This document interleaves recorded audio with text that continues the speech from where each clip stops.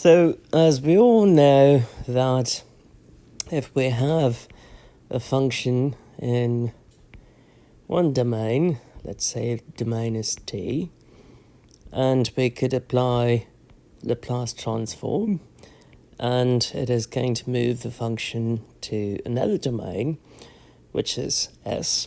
So what we have is f of t, and it gets transformed to f of s. If it is g of t, we write it as g of s. If it is h of t, we write it as h of s.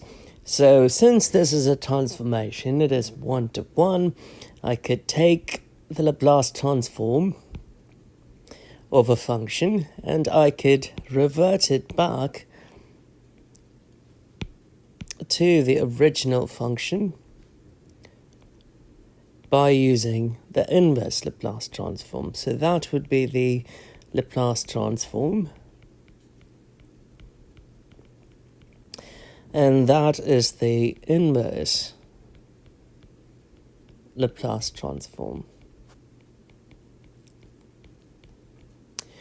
So how do we go about doing this? All we have to do is look at the standard Laplace transforms that we have, and we can come up with the inverse Laplace transform. So we know Laplace transform of 1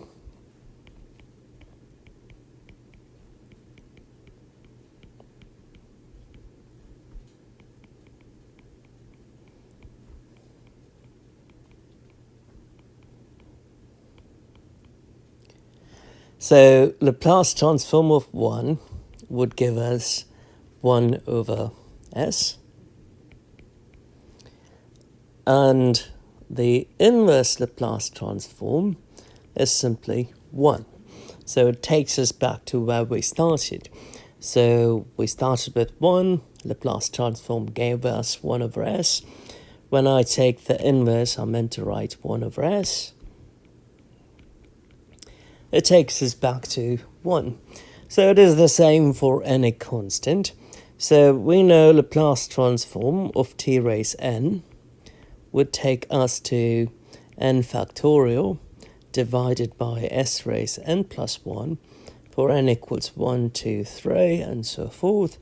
So the inverse transform of n factorial divided by s raised n plus 1 would take us back to t raised n. Laplace transform of e raised at is 1 over s minus a. S clearly cannot equal a. So if we took the inverse transform of 1 over s minus a, we would end up getting e raised at. So in a similar manner, Laplace transform of sine kt is k over s squared plus k squared.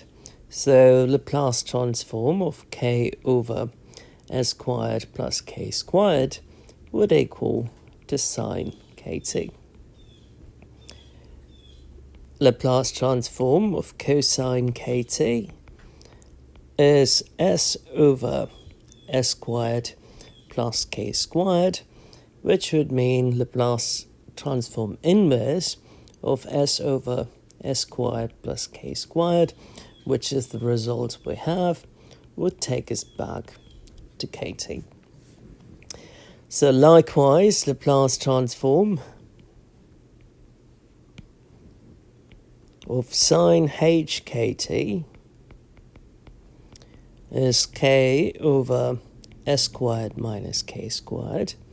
Laplace inverse of k over s squared minus k squared would be sine hkt.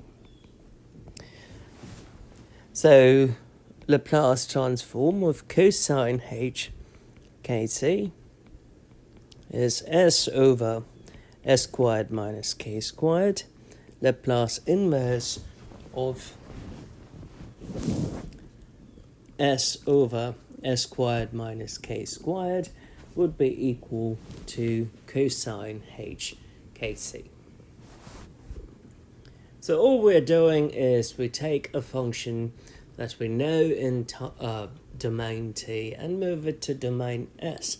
In electrical engineering, this would be moving from time domain to a domain that is in frequency, domain S. The same thing in control systems. Also, you start with time domain and you move into a different domain which represents frequencies or system frequencies. So here we have our first example. Before we get to the examples, we've got to realize that a Laplace transform is distributive in the sense I can apply the Laplace transform for individual terms as long as the terms are in sums. The same applies to an inverse Laplace transform also.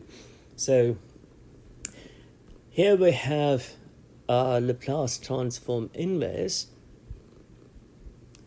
of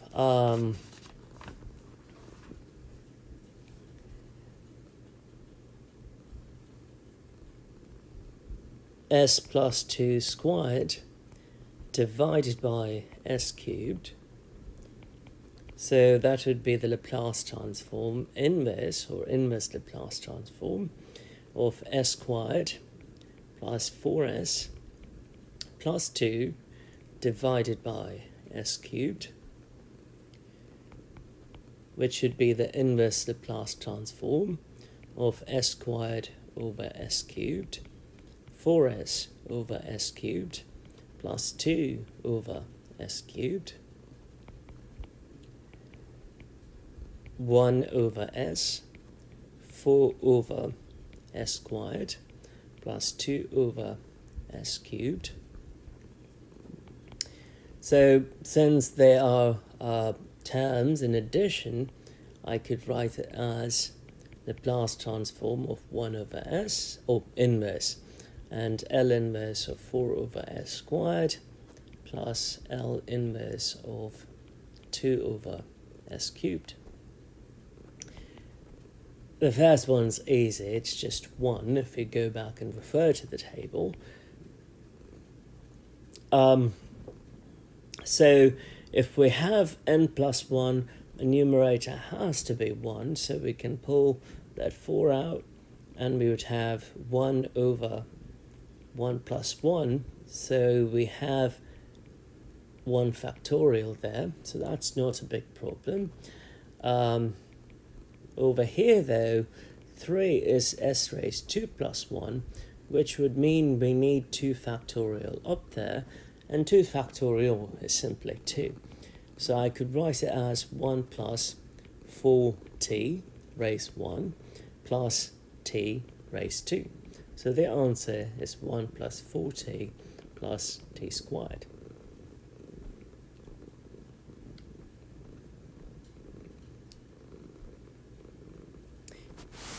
Here we have another example on finding the inverse Laplace transform of 2 over s minus 1 over s cubed squared.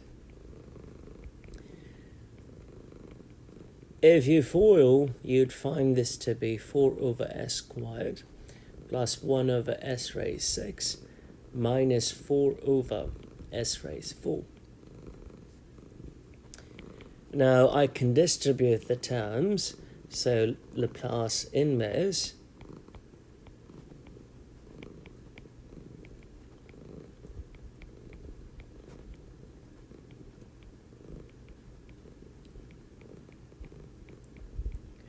So I like to pull the constants out first, then do whatever manipulation that I have to do to get to the standard form. So I'm going to pull the 4 out, rewrite that 2 as 1 plus 1,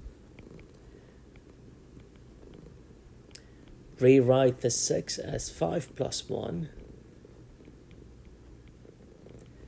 rewrite the 4 as 3 plus 1. So since we have 1 here, I need to have 1 factorial in the numerator. Since we have 5 here, I need 5 factorial in the numerator. Since we have 3 here, I need to have 4 factorial in the numerator. I can't simply throw in the factorials, so I've got to do some algebra here. So I'm going to multiply and divide by 1 factorial. Well, that doesn't do anything, so we could keep it as is. We have to multiply and divide by 5 factorial.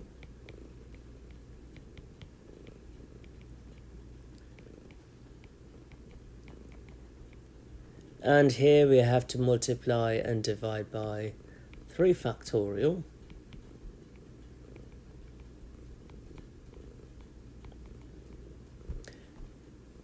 So the first term is easy, it's 4t. Have 1 over 5 factorial, move the factorial in.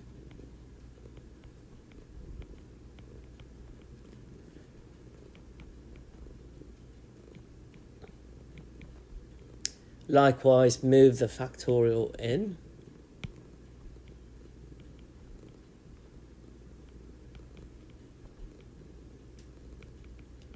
Now we are off the form inverse Laplace transform of n factorial over s raised n plus 1 is simply t raised n. So I could rewrite each of those terms. The first one would become 4t plus 1 over 120 t raised 5 minus, if we simplify, we have 2 over 3 t raised 3.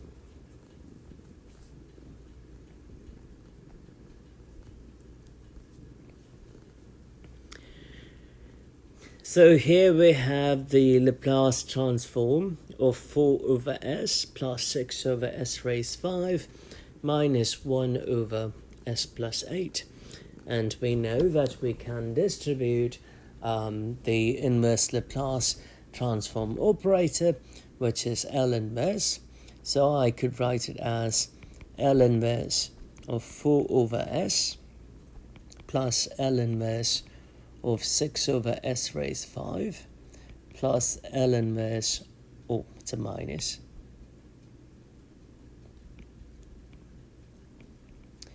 one over s plus 8. So I could see that 4 over s is simply a constant. So I could pull the 4 out.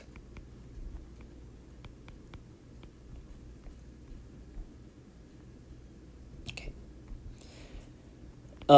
I could pull the 6 out and rewrite 5 as 4 plus 1. And I'm going to write this as 1 over s minus of minus 8. So I know s minus a is e raised 8t, and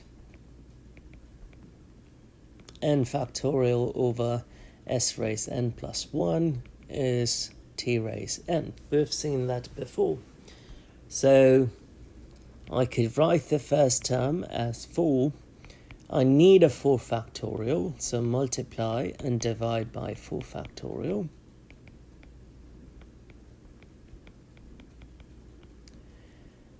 And that is easy. It's e raised minus 8t, because I have a right here, and that a is minus 8. So 4, move the 4 factorial in. We have 6 over 4 factorial. 4 factorial over s raised 4 plus 1 minus e raised minus 8t. So we have 4. 6 over 4 is 4 factorial is 1 over 4. And that is simply t raised 4 minus e raised minus 8t. So by all means, if we have some product terms, our objective is to split them up and write it in terms of sums, so that we can simply distribute the inverse Laplace transform operator and make the problem easier for us.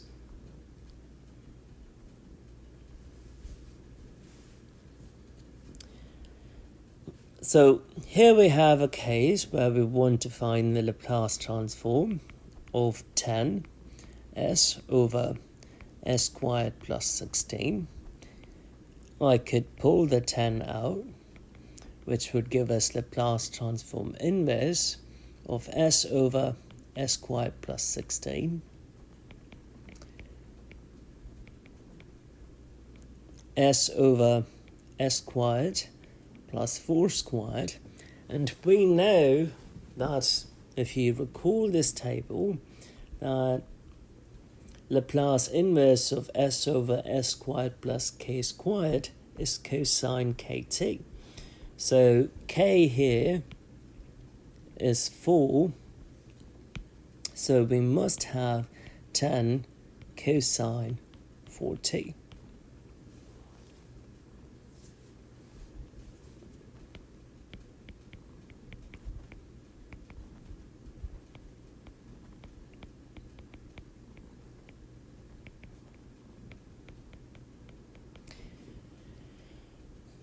Pretty straightforward. Here is another case. Keep in mind the standard form you cannot change. So we have to do some manipulation here. When we did Laplace transforms, we were able to do substitution. We can't do a similar thing over here with inverses. So we need a little bit of algebraic manipulation. So what I'm going to do is I'm going to pull a 4 out of the denominator. So we have s squared plus 1 over 4. That 4 and that 4 will get cancelled. So we have inverse Laplace transform of s over s squared. I could write that 1 over 4 as 1 over 2 squared. Now, going back to the previous problem, s over s squared plus k squared, the inverse Laplace transform is cosine kt. K in this case is 1/2. So we have cosine 1/2 t. So that is cosine t over 2.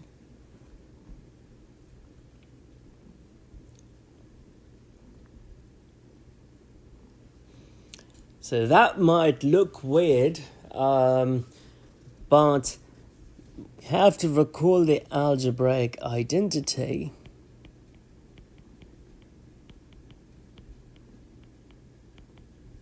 A plus b times a minus b is a squared minus b squared.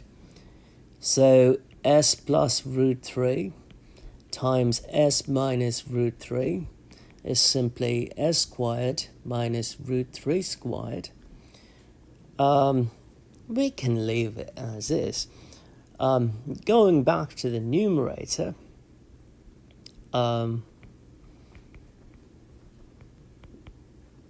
we know that the denominator can be written as s squared minus root 3 squared. We can distribute the inverse Laplace transform operator as long as we have terms that are in sums or differences. So I am going to rewrite the numerator, the entire expression, as s over s squared minus root 3 squared minus 3 over s squared minus root 3 squared. So I have two separate terms, so I can distribute the inverse Laplace transform operator. So s over s squared minus root 3 squared minus 3 over s squared minus root 3 squared. Now,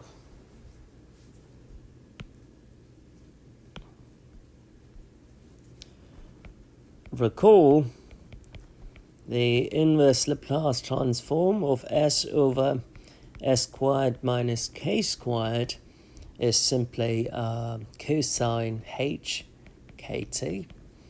Laplace inverse of k over s squared minus k squared is sine h kt. So you look at the expression, and that is root 3, and root 3 is k, but in the numerator, though, we don't have root 3. So we shouldn't abort mission.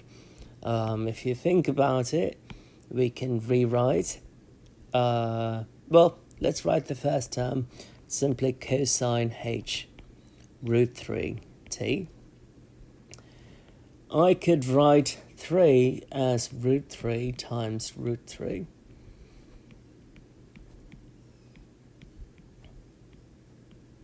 And I could pull one root 3 out.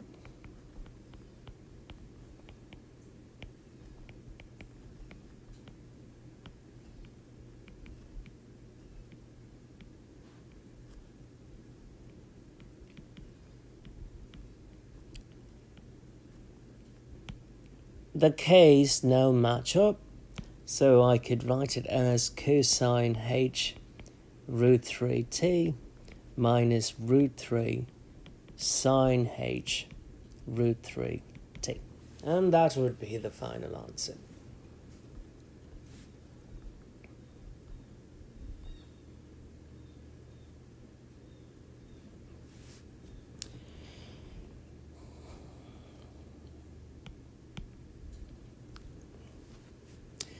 Here comes an interesting problem, but before we get to this problem, perhaps I should refresh your memory.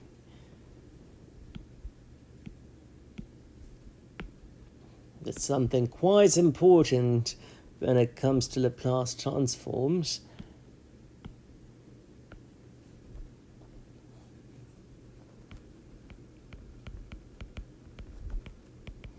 Partial fractions. You might have seen this in Calculus 2, perhaps in Calculus 3. I believe this shows up in Calculus 2. It's very, very important when we have our Laplace transforms. Now, I'm going to write the standard forms that you have to watch out for, and when you do the problems, you can come back and refer to these standard forms to get the appropriate partial fraction representation. So the first case, suppose we have some term in the numerator. Let's say you have s plus a, and you have distinct linear factors s plus a1, s plus a2, s plus ak. Then you could simply write it as a, some constant divided by s plus a1, some constant divided by s plus a2, all the way, some constant, oops, I should have done it this way. a1, a2, all the way ak, s plus ak.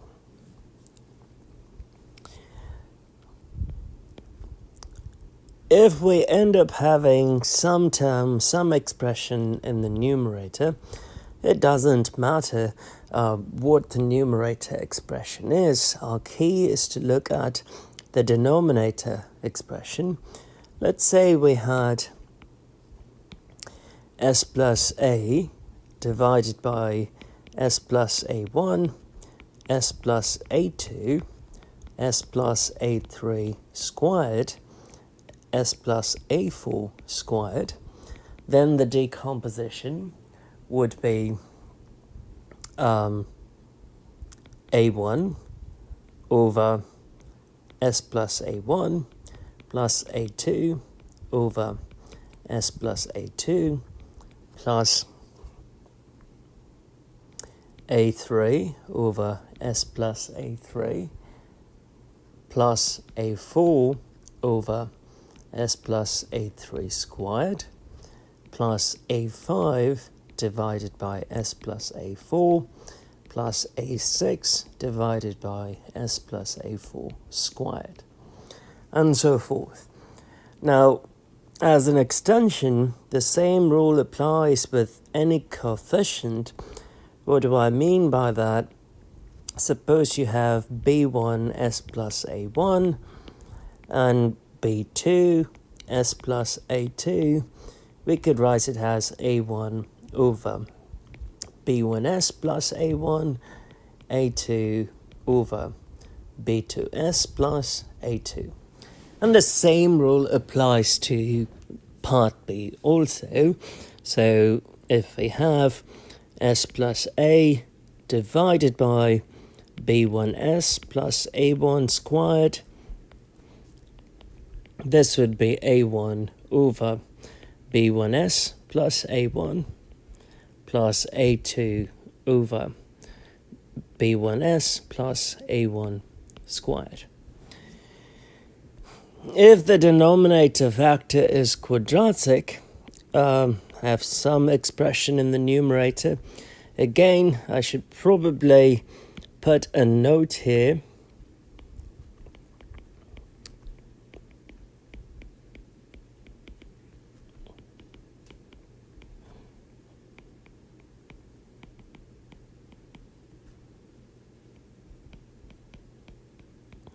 The expression in the denominator matters.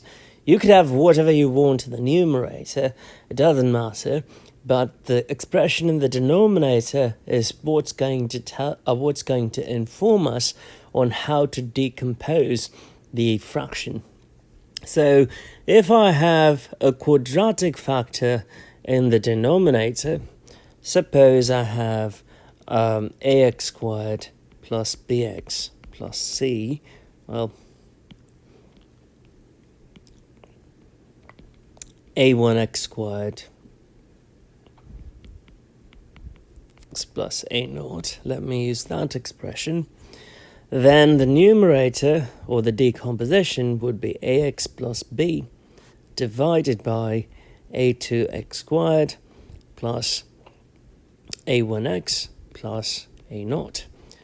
That would be the decomposition that we would have.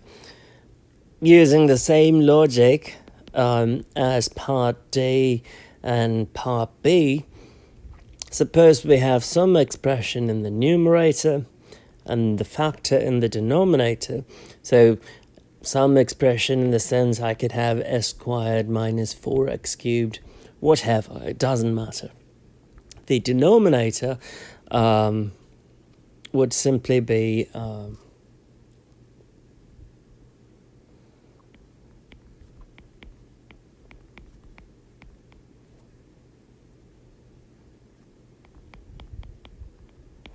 the one that is needed for the decomposition.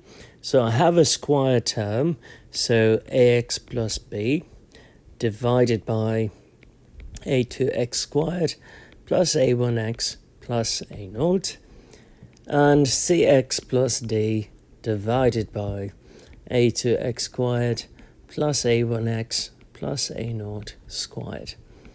And if we have a quadratic factor in the denominator and we go to something like part B, it is going to get really painful. You may ask me, why do we need partial fractions?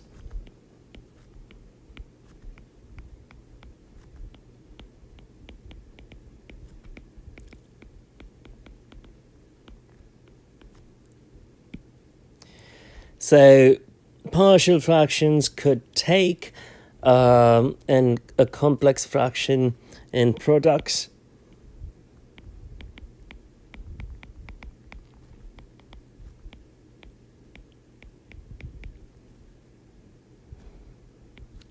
In the sense the denominator is a product of factors.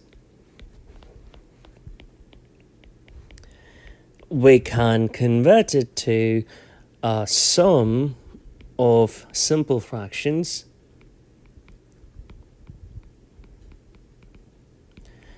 if we apply partial fractions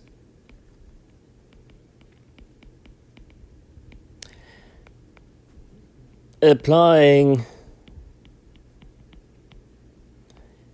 L inverse is hard.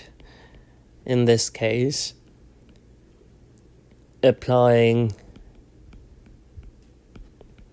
L inverse is easier because we can distribute L inverse in sums and differences, which is the main reason why we need to do partial fractions.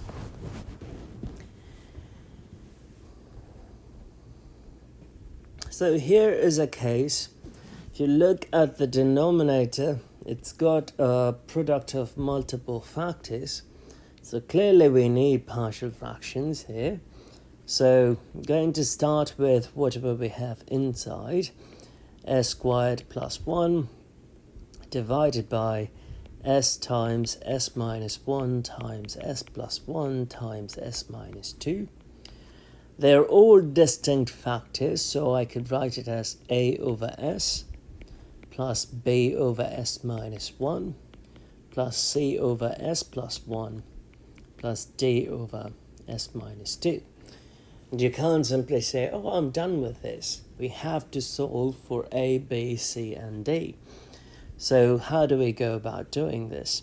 We have s squared plus 1 equals a times s minus 1 times s plus 1 times s minus 2 times s divided by s plus b times s minus 1 s plus 1 s minus 2 times s divided by s minus 1 plus c times s minus 1 s plus 1 s minus 2 s divided by s minus 1 d times s minus 1 times s plus 1 times s minus 2 divided by s minus 2. I'm just multiplying both sides by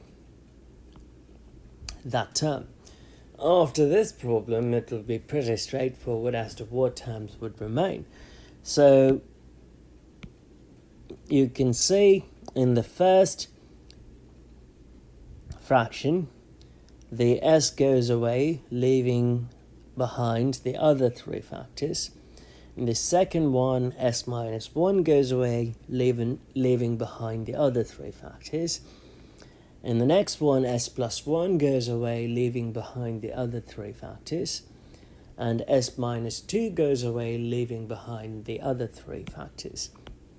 So we have s squared plus 1 equals a times s minus 1 times s plus 1 times s minus 2 plus b times s plus 1 times s minus 2 times s plus c times s minus 2 times s minus 1 plus d times s minus 1 times s plus 1.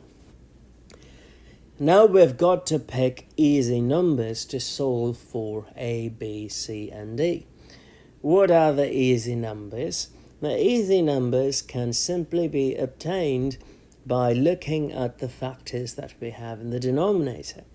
So the first factor s, we have 0 as the 0.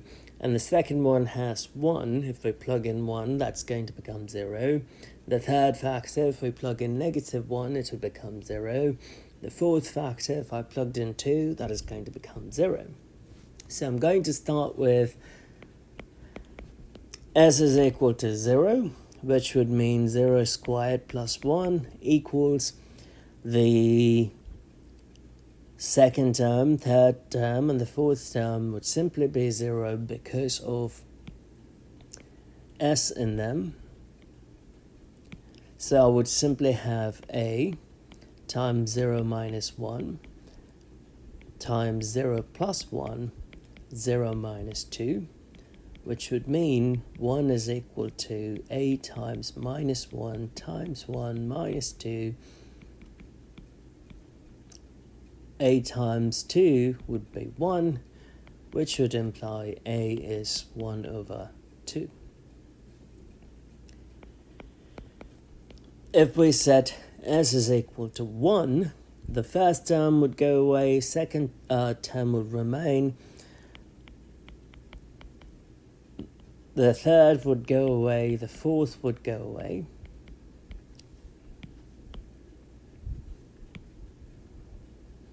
One plus 1, 1 minus 2 times 1, 2 would equal to minus 2b, which would imply b is minus 1. If we set s is equal to minus 1, the first term would go away in this expression, the second term would go away, but the third term will remain, so c times minus 1, minus 1 minus 2, minus 1 minus 1, the last term would go away. So we have 2 equals 3 times minus 2, which is minus 6. C would be negative 1 over 3. And lastly, if we set s is equal to minus 2, the first 3 terms would go away, the last term would remain.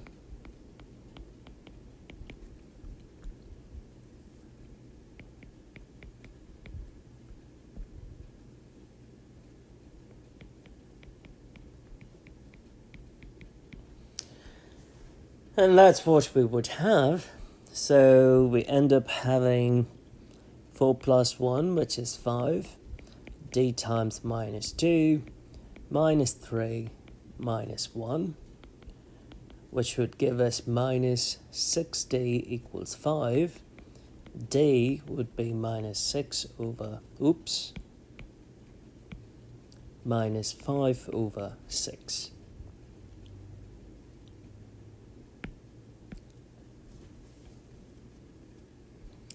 So what we've done here is we had to find the inverse of s squared plus 1 divided by s times s plus 1 times s minus 1 times s plus 2. I rewrote that as a, which is 1/2, divided by s. B is negative 1 over s plus 1. C, negative 1 over 3. Or is it s plus 1 or s minus 1? It's s minus 1. C over s plus 1. And lastly, D over s minus 2, d is negative 5 over 6 over s minus 2. So I had a product here which was complicated. I've converted them to sums for terms. So now I could distribute the transform operator or the inverse transform operator.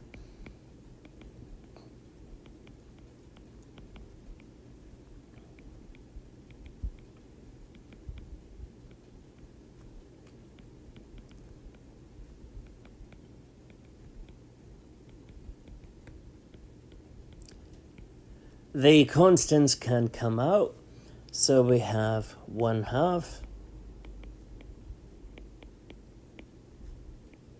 minus 1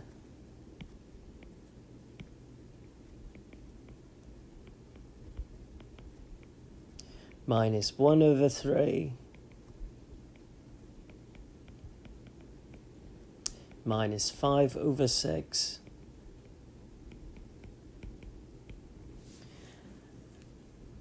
So now we know what each of those transforms are, what the inverse transforms are. The first one is just a constant.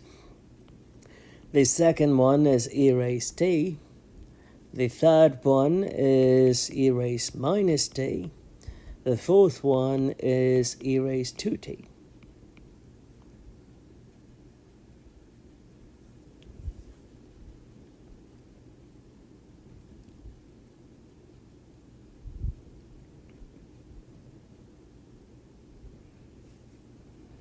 So the answer is 1/2 minus e raised t minus 1 over 3 e raised minus t minus 5 over 6 e raised 2t.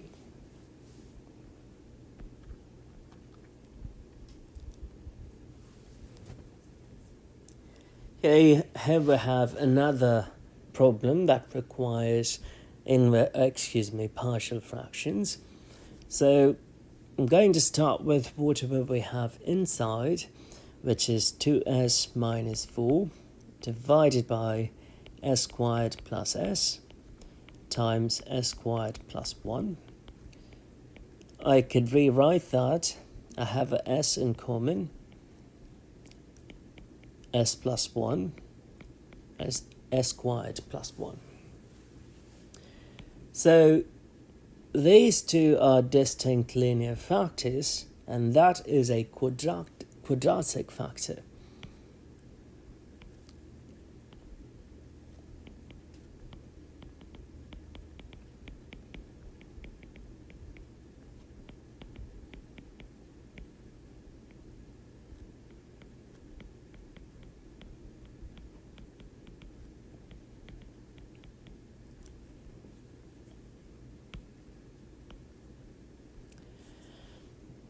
So we can write the expression as 2s minus 4 divided by s times s plus 1 times s squared plus 1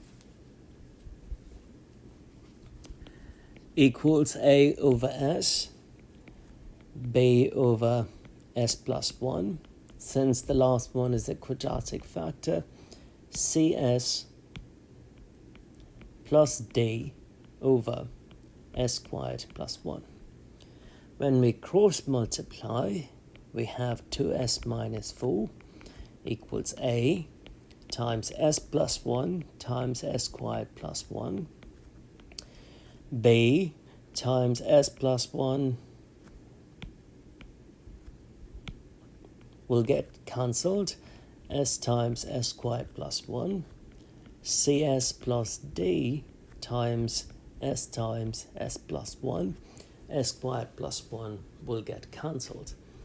So I will start with s is equal to 0, which would make the last two terms in our expression here 0.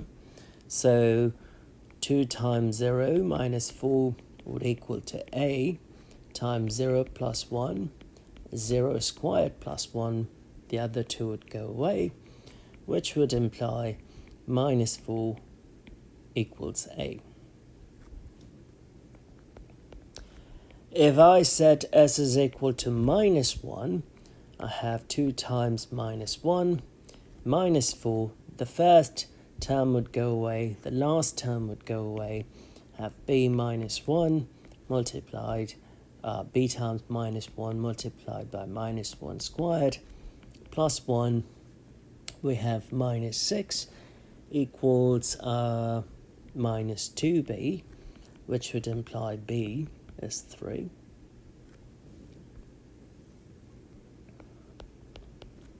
Now, what should we pick for the last s value? In this problem, though, we've picked 0, we've picked negative 1, and the next one happens to be a quadratic factor, which is simply not going to go away unless you have a complex number for s. So what I'm going to do is pick an easy number.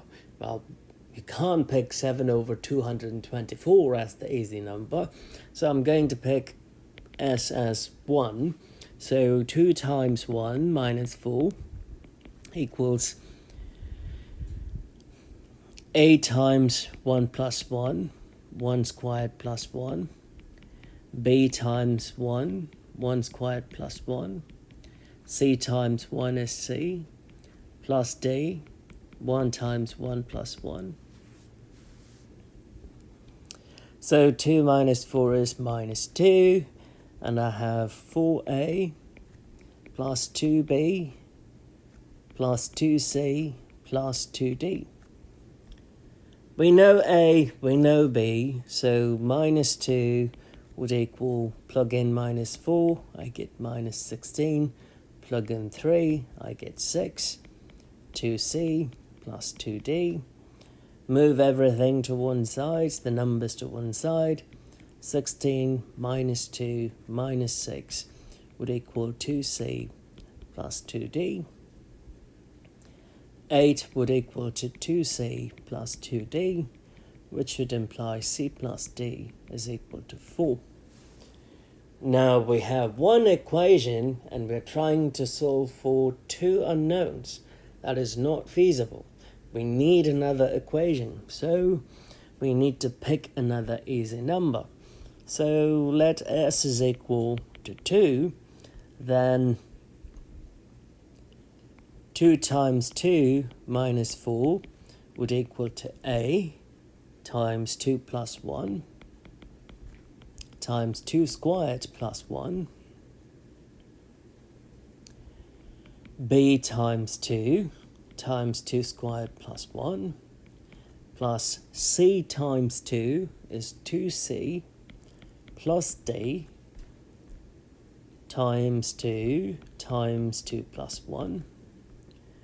So we have 4 minus 4, 0, 3 and 5, 15a, 5, 10b, 6, 12c, plus 6d. So we can plug in a and b, which is minus 4 and 3.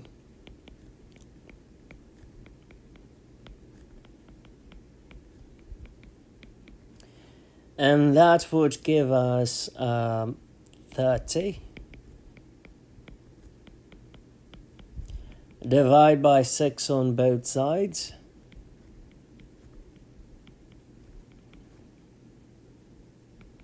Two c plus 3d equals 5.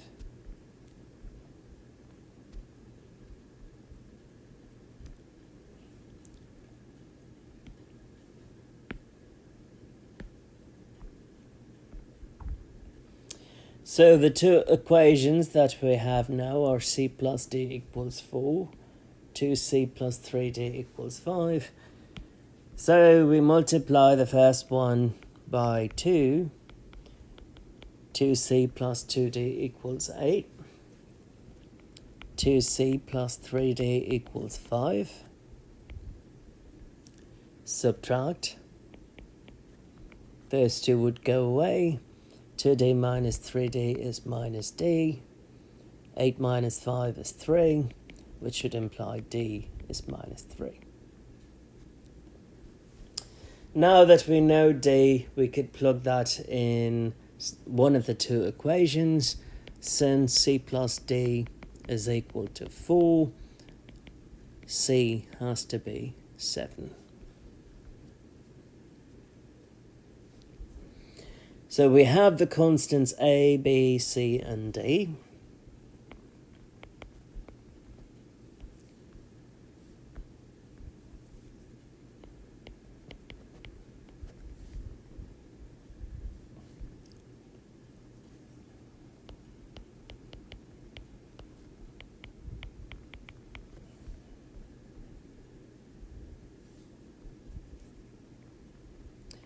Would equal to a over s minus 4 over s, b over s plus 1, 3 over s plus 1, cx 7x minus 3 divided by s squared plus 1.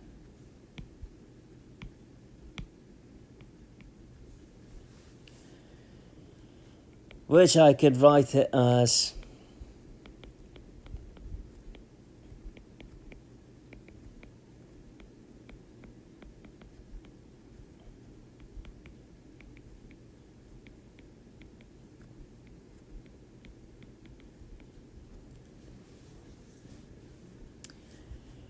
so I could pull the constant out. Well, not necessary.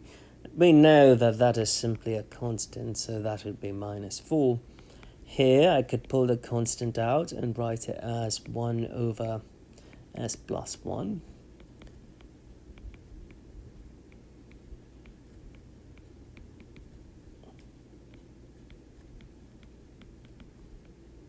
Going to split the fraction. So I have minus 4 plus 3 e raised minus t plus inverse Laplace transform of 7s over s squared plus 1 plus inverse Laplace transform of minus 3 over s squared plus 1.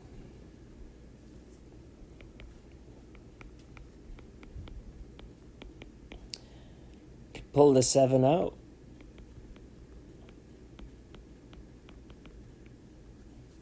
Pull the negative 3 out.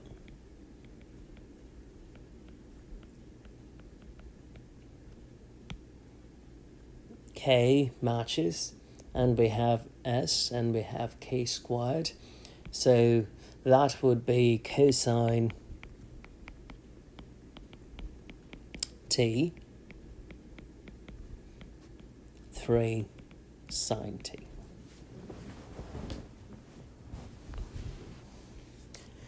So when we have an expression of this sort, it is going to take a lot of time. As I mentioned earlier, Laplace transforms are quite common in control systems and electrical engineering, and there is a thing called system function, and system functions are typically complex, such as the one that we see, if not, more complex.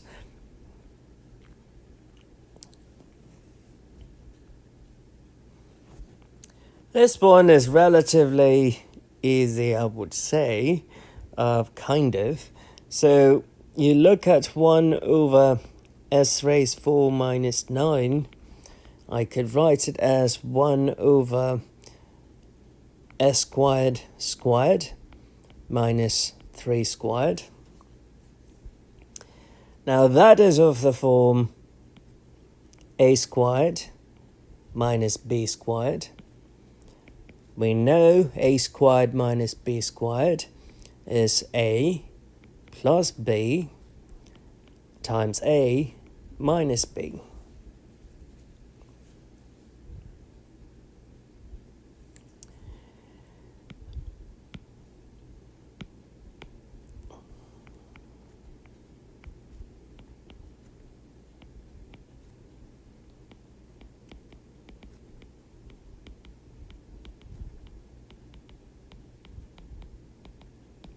So that would be A, B.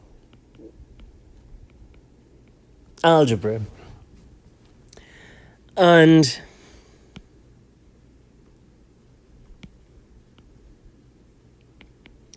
we can rewrite that 1 over s squared plus 3. Again, we have a squared minus root 3 squared.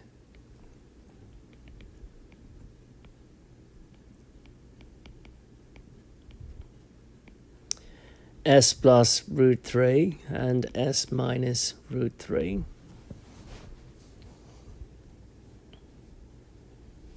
We need partial fractions. So 1 over s plus root 3 times s minus root 3 times s squared plus 3 equals a over s plus root 3 b over s minus root 3. The next one is a quadratic factor, so CS plus D over S squared plus 3. Multiply and simplify.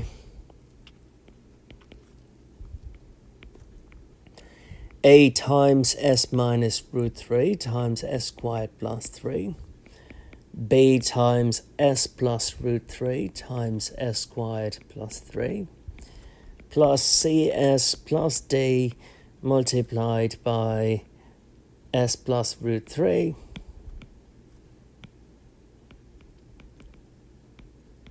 And S minus root 3. So let S is equal to square root of 3. The first term's going to go away. Last term would go away. So we have 1 equals B times root 3 plus root 3. Root 3 squared is 3. 3 plus 3. 1 equals B times 12 root 3. So B is 1 over 12 root 3.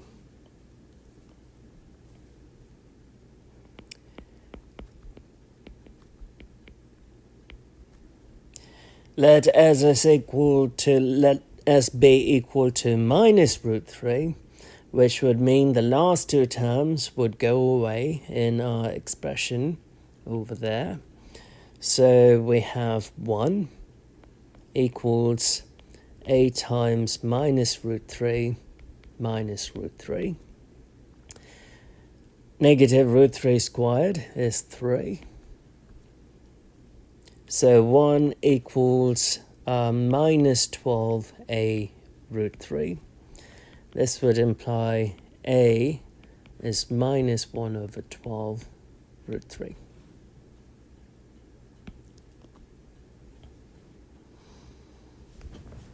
What should we pick for the next one? We need an easy number. In this problem, we have not used 0 yet.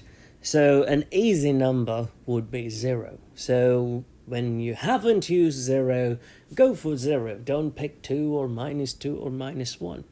So let's pick S is equal to 0.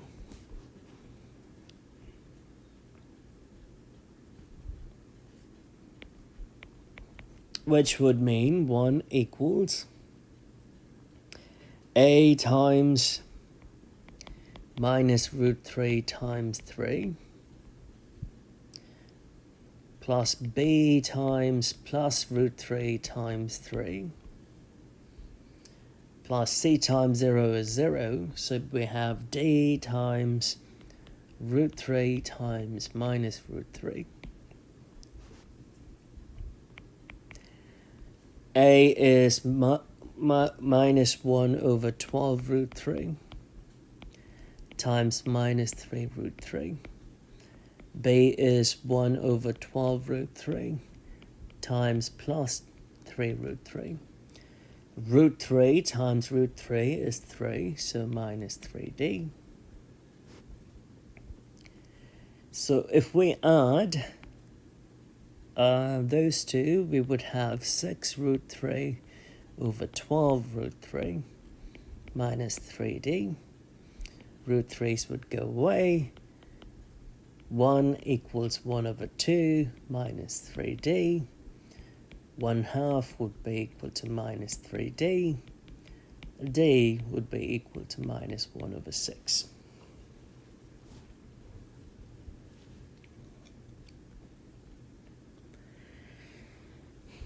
So we have picked 0 now, but we still haven't solved for C, so let's pick 1.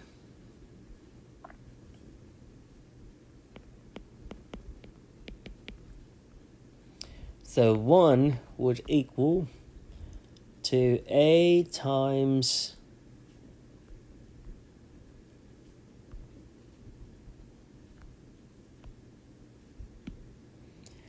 A times 1 minus root 3 multiplied by 1 squared plus 3, which is 4, plus b times 1 plus root 3 times 4,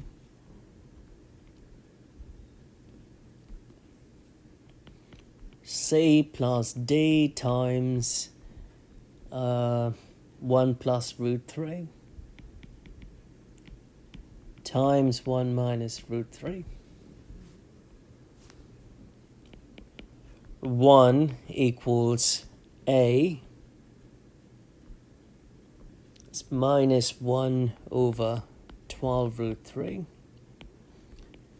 times 4 times 1 minus root 3. b is positive 1 over 12 root 3, 1 plus square root of 3 times 4. d is minus 1 over 6. This is a plus b times a minus b, so that would just reduce to 1 minus 3.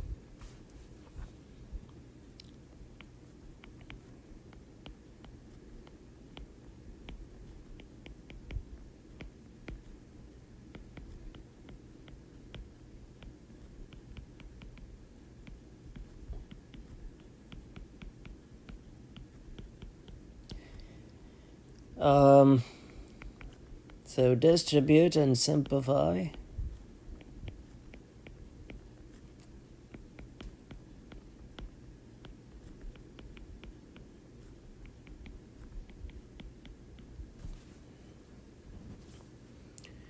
Those two would go away.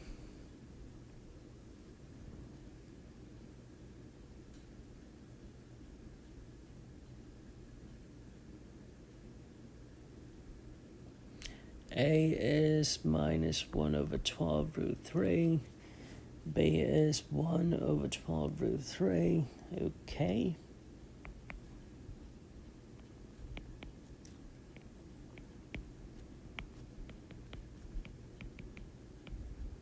All this work to find out that C is 0.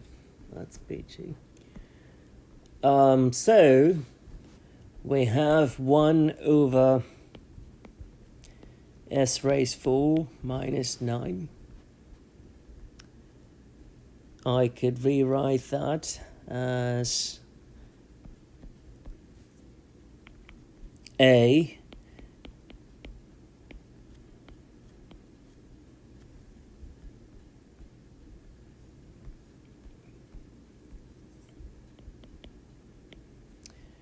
B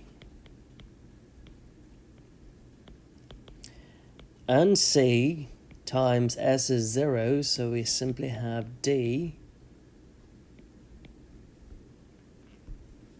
and S squared plus 3.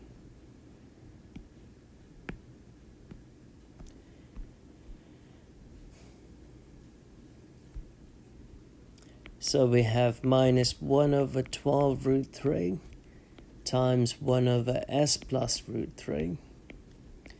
1 over 12 root 3 times 1 over S minus root 3 minus 1 over 6, 1 over S squared plus 3.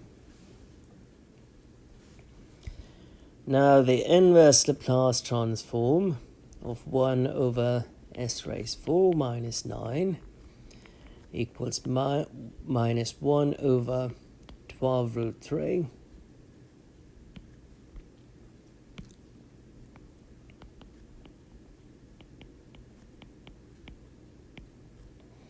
times 1 over S plus root 3 plus 1 over 12 root 3 times 1 over S minus root 3 minus 1 over 6 times 1 over S squared plus root 3 squared. Writing it that way so that we can relate it to inverse Laplace transforms. Distribute and pull the constants out. Minus 1 over 12 root 3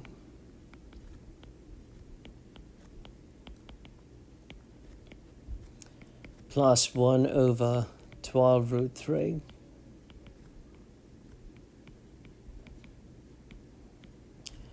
minus 1 over 6.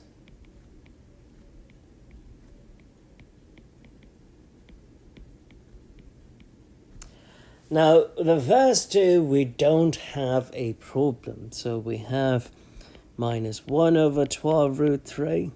And that is simply e raised minus root 3t. The second one, 1 over 12 root 3. E raised plus root 3t. But the last one, though,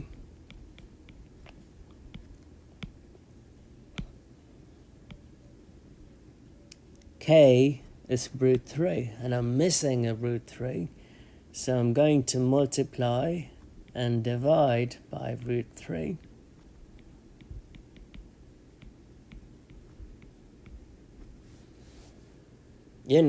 I can move the constants in and out of the Laplace operator and inverse Laplace operator directly, which is why I put the root 3 inside L inverse.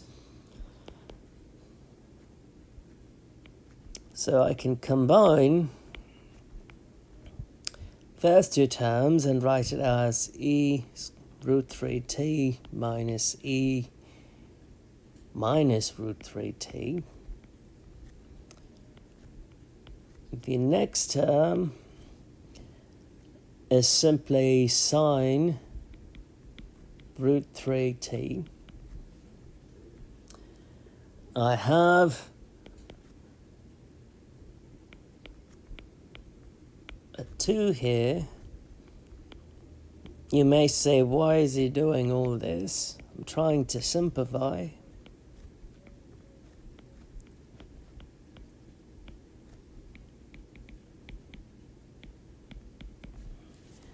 And I have 1 over 6 root 3 in common.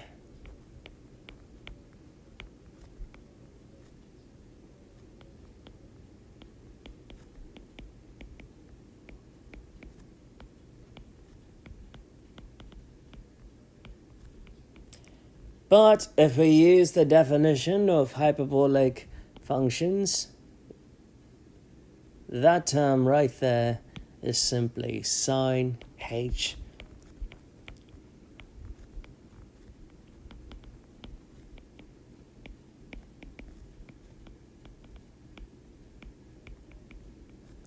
And that is the final answer.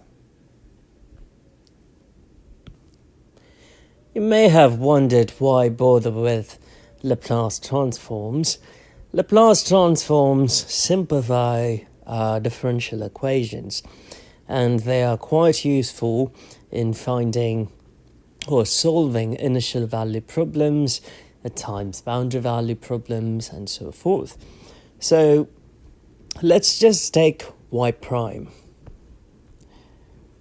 Y prime is simply some function f prime of t. So if we take the Laplace transform of f prime of t, then that would equal to integral 0 to infinity e raised, f prime of t times e raised minus st dt. I could rewrite this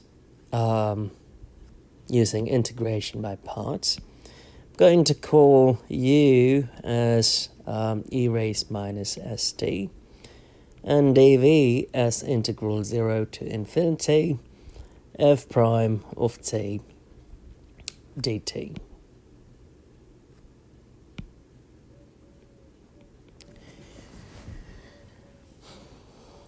So du would be minus s e raised minus st, and v, if we use fundamental theorem of calculus, that would simply end up being f of t.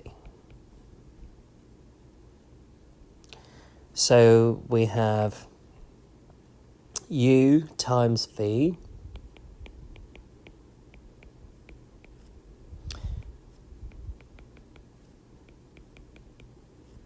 minus v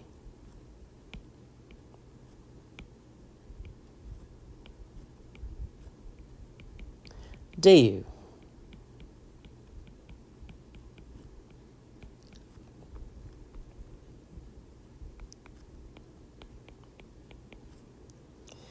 So if we apply the upper limit, that would become 0.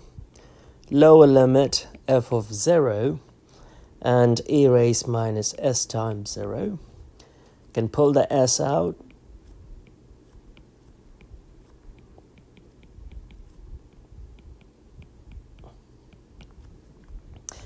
Now, we have minus f of 0 plus s, but what we have in here is simply the Laplace transform of f of t, by definition.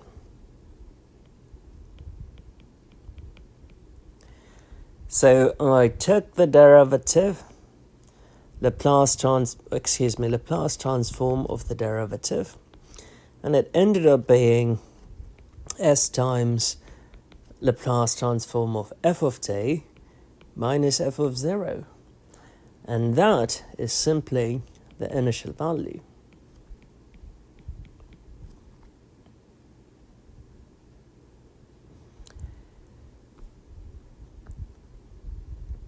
So that's the first derivative case.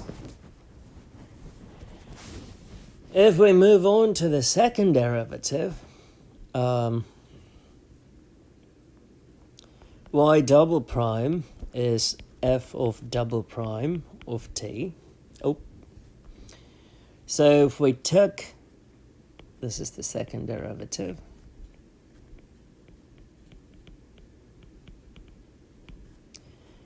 if we took the Laplace transform of the second derivative, we have integral 0 to infinity, f double prime of t e raised minus st dt. We'll just call u to be e raised minus st. dv is integral 0 to infinity, f double prime of t dt. Fundamental theorem of calculus, that is simply f prime of t. Over here, the same argument, minus s as s times e raised minus st. So use integration by parts again.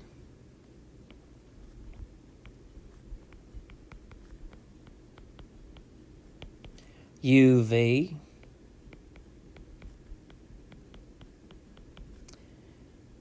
minus integral v du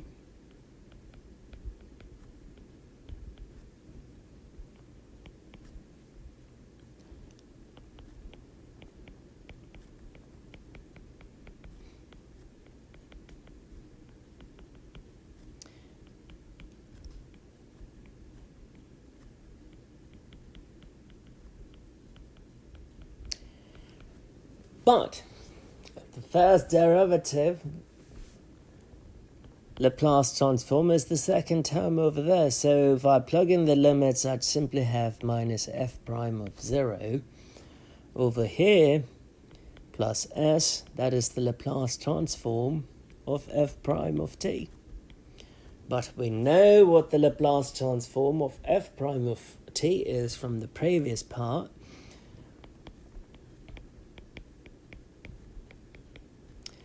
That is simply s times the Laplace transform of f of t minus f of 0.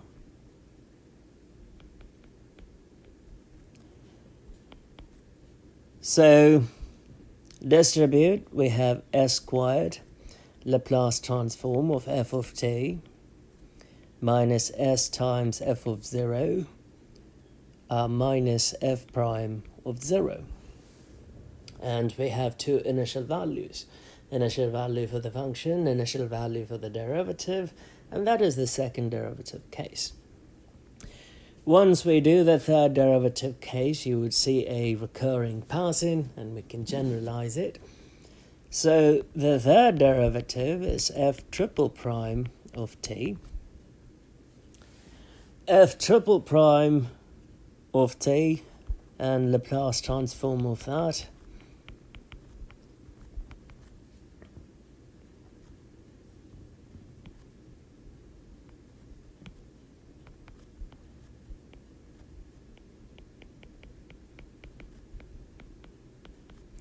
Integration by parts one more time. U is e raised minus st. dv is integral 0 to infinity f triple prime of t dt. Calculus, fundamental theorem. That becomes f double prime of t. du would be minus s e raised minus st dt. So the Laplace transform of the third derivative of a function would be uv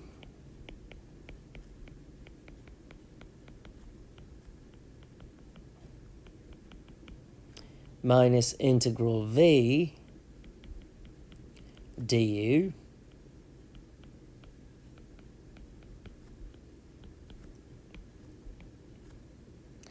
The first part would simply be f double prime of 0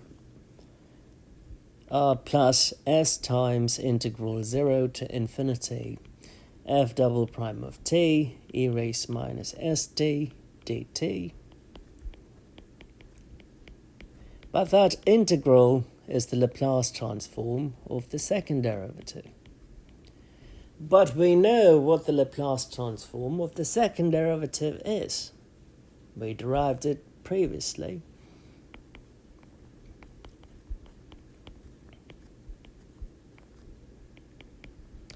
It's s squared Laplace transform of f of t plus or minus s times f of 0 minus f double prime of 0 distribute, it's f prime of 0.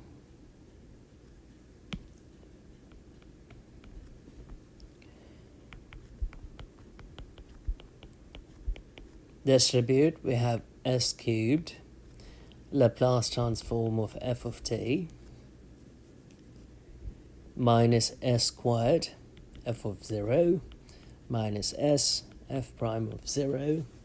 If we rewrite this, we would have s cubed Laplace transform of f of t minus s squared f of 0 minus s f prime of 0 minus f double prime of 0.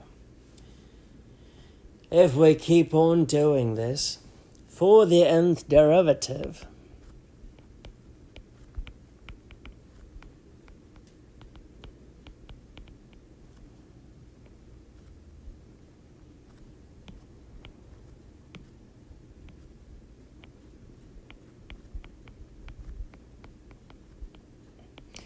it would simply be equal to s raised n Laplace transform of f of t minus s raised n minus 1 f of 0 s raised n minus 2 f prime of 0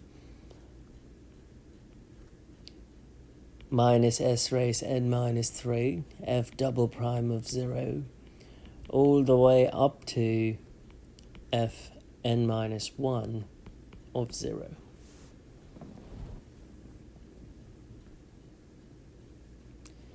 Now we know that Laplace transform of f of t can be written as f of s. So the nth derivative, or the Laplace transform of the nth derivative, can be written as s raised n f of s minus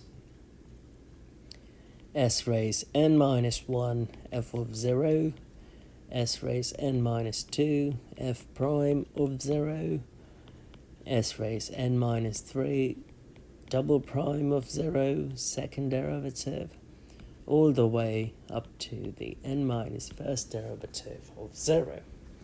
So I can reduce any differential equation and rewrite it in terms of Laplace transforms, and I could solve and invert the Laplace transform to get the solution to the original DE. So here is a first order differential equation. It is homogeneous. So what we're going to do is take the Laplace transform on both sides.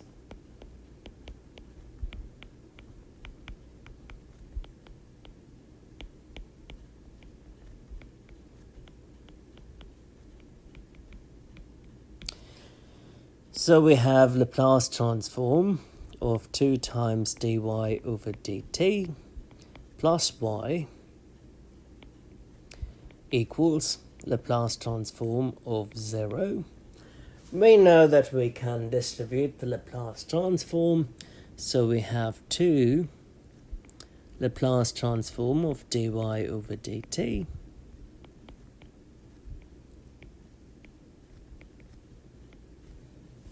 and that's what we have.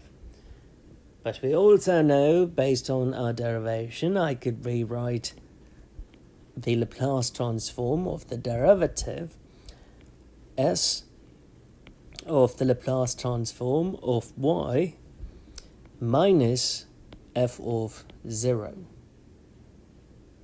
which is simply y of 0.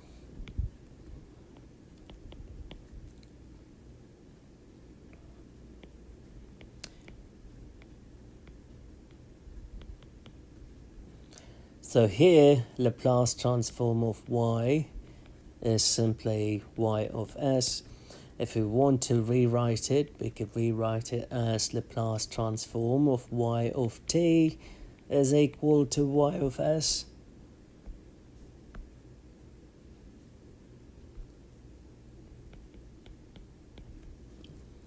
So what we have is 2s y of s minus 2 times y of 0 plus y of s is equal to 0, which would imply 2s y of s plus y of s is equal to 2 times y of 0. If I pull y of s out, I have 2s plus 1 equals 2. I know what y of 0 is. It is minus 3. So y of s is equal to minus 6 over 2s plus 1. That is not a standard Laplace transform form, so I am going to pull a 2 out. So I have that.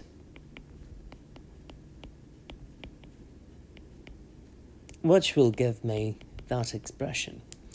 So this is simply the Laplace transform of the solution. That is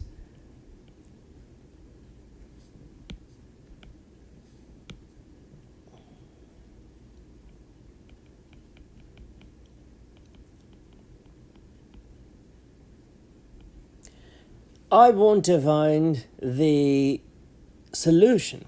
So if I took the inverse of y of s, Laplace transform inverse, Laplace transform of y of t, those two would go away. I'll get the solution. So all I have to do is take the inverse of y of s.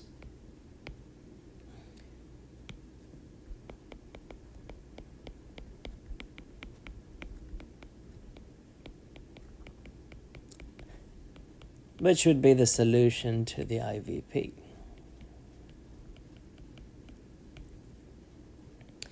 So L inverse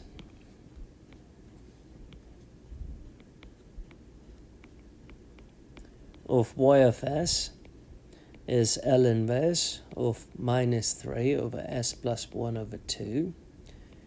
Minus 3 comes out L inverse of 1 over S plus 1 over 2. And that is a standard form, so minus 3 e raised minus t over 2. That is the solution to the DE.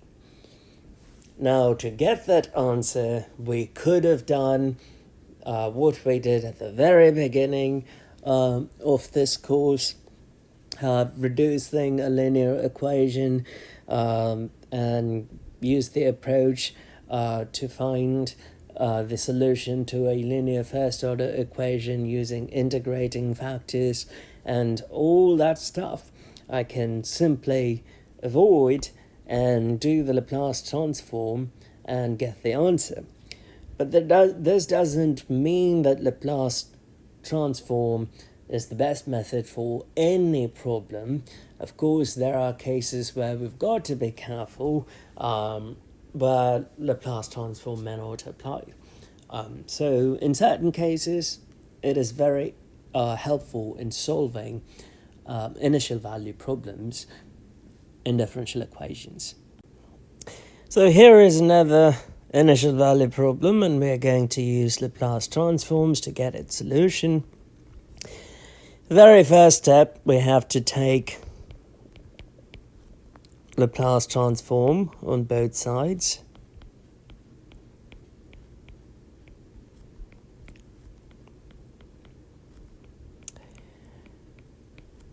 So Laplace transform of y prime minus the Laplace transform of y equals the Laplace transform of 2 times cosine 5t.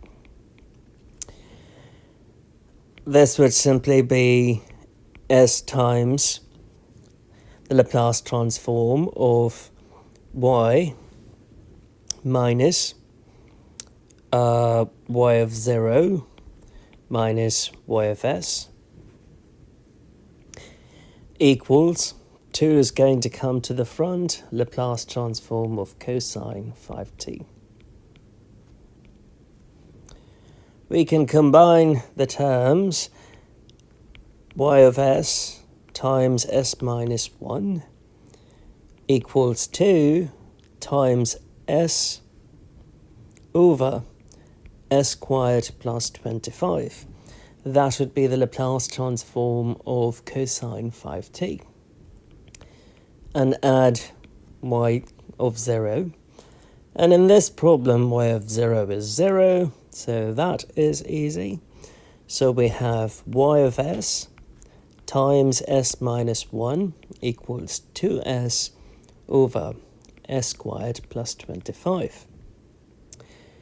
So y of s would equal to 2s divided by s minus 1 times s squared plus 25. We have to find y of t. So y of t is the inverse Laplace transform of y of s, which would be the inverse Laplace transform of 2s over s minus 1 times s squared plus 25. We know that that is feasible only if we used partial fractions. So we move on to partial fractions. 2s divided by s minus 1 times s squared plus 25 equals a over s minus 1 plus bs plus c over s squared plus 25. BS, huh? Okay. 2s would equal to a times s squared plus 25 plus bs plus c times s minus 1. Let's pick s is equal to 1.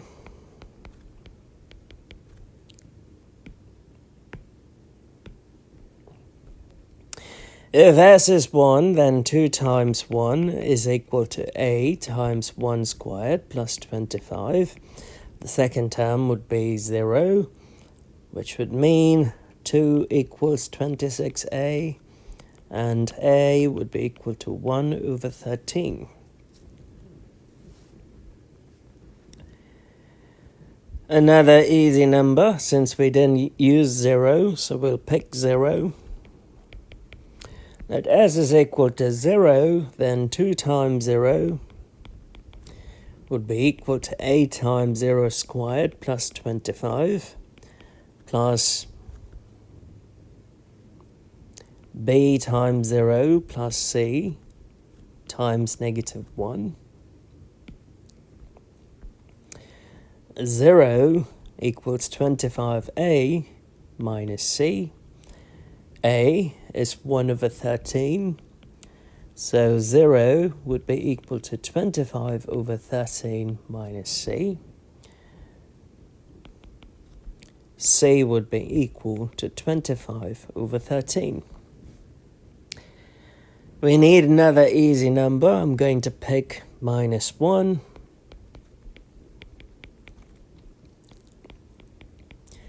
Two times minus 1 would equal to a times minus 1 squared, which is 1.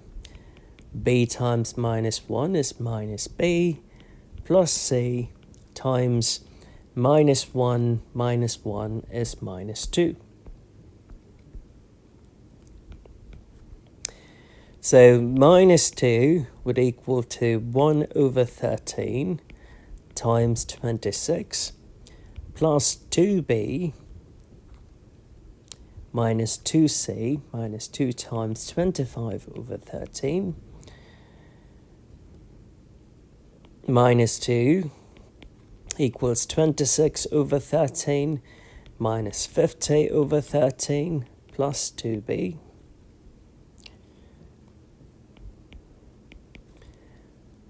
Minus 24 over 13 plus 2b.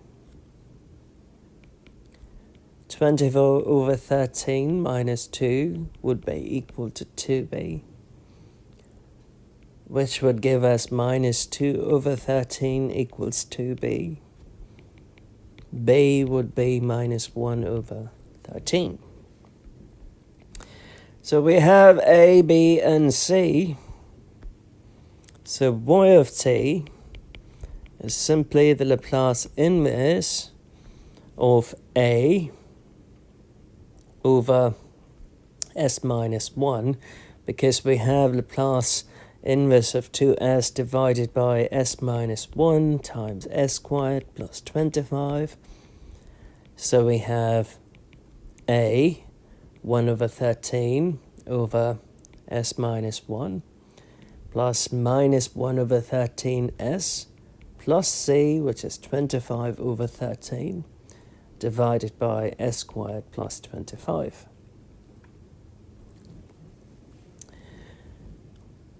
Split the inverse.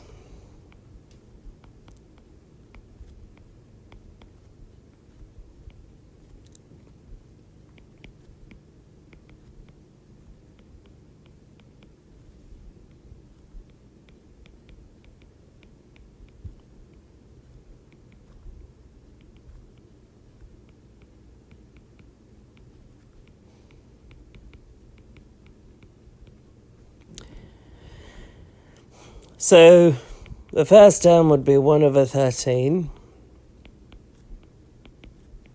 L inverse of 1 over s minus 1, minus 1 over 13,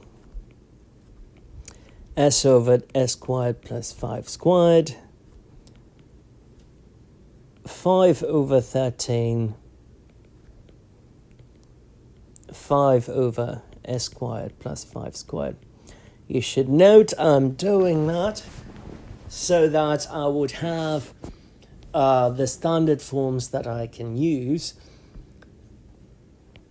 So 1 over 13 e raised t minus 1 over 13 cosine 5t plus 5 over 13 sine 5t. And that would be the solution.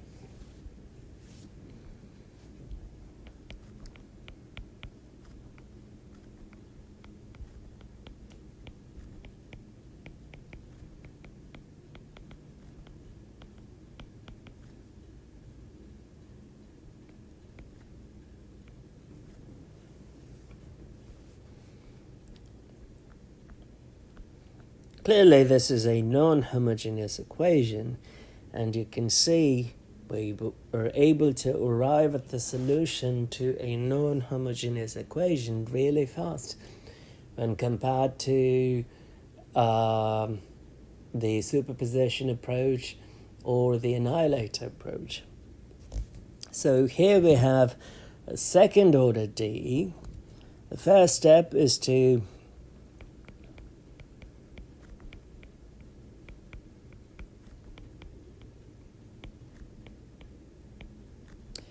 take the Laplace transform on both sides.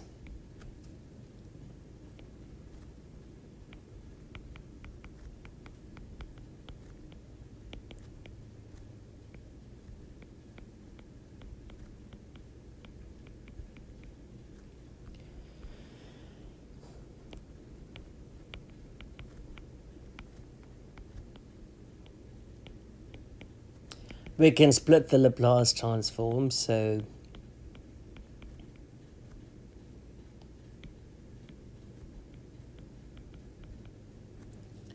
now we know the Laplace transform of the second derivative is simply s squared, Laplace transform of the solution, minus s times the first derivative, not the first derivative, it's y of 0 minus the first derivative of the solution evaluated at 0. And the second part, 4 times s times the solution minus y of 0.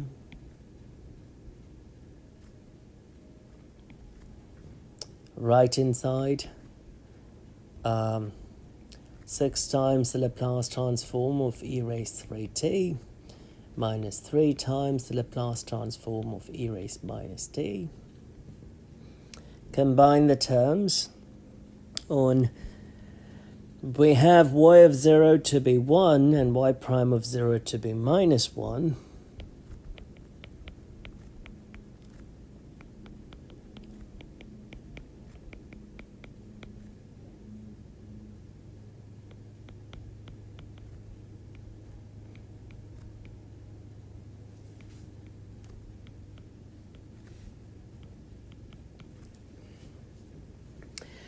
So I'm just plugging in the initial conditions, y of 0 and y prime of 0.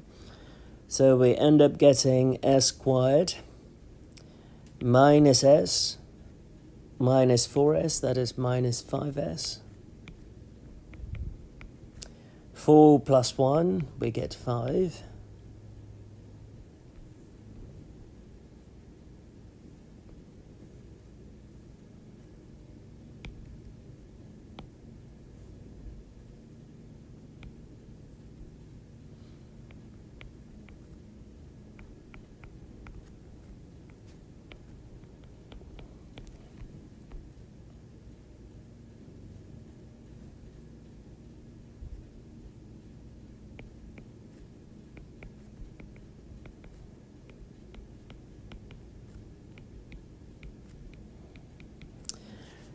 And that's what we'd have, and move the terms to the other side.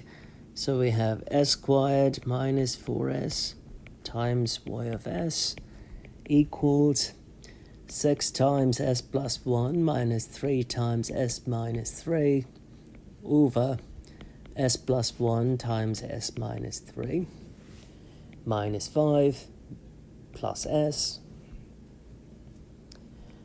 times s minus 4 y of s is equal to, simplify the numerator, we have 3s plus 9 divided by s plus 1 s minus 3 minus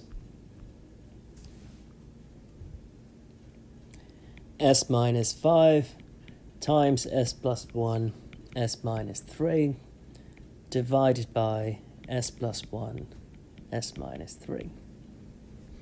All I did is I took the common denominator and I am trying to simplify prior to proceeding.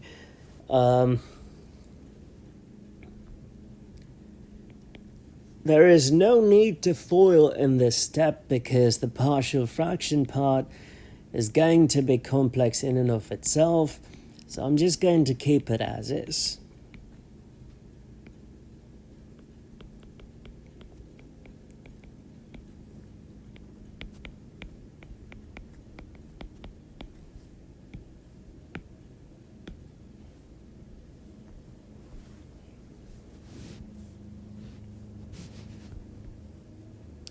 So y of s would equal to 3s plus 9 minus s minus 5, s plus 1, s minus 3, divided by s plus 1, s minus 3, times s minus 4. So the solution, y of t, is the Laplace inverse of y of s.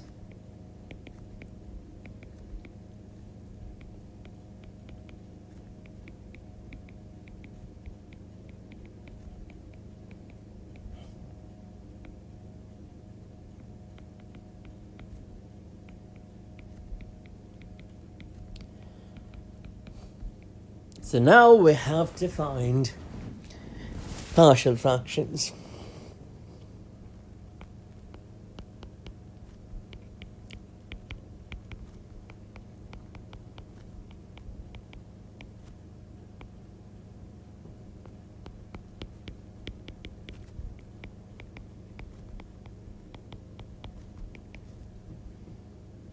A over s, b over s plus 1, c over s minus 3, d over s minus 4. So 3s plus 9 minus s minus 5 times s plus 1 times s minus 3 would equal to a times s plus 1 times s minus 3 times s minus 4 plus b times s minus 3 times s minus 4 plus c times s plus 1 times s minus 4 plus d times s plus 1 times s minus 3. So plug in 0, last 3 terms would go away. Right inside we would have 9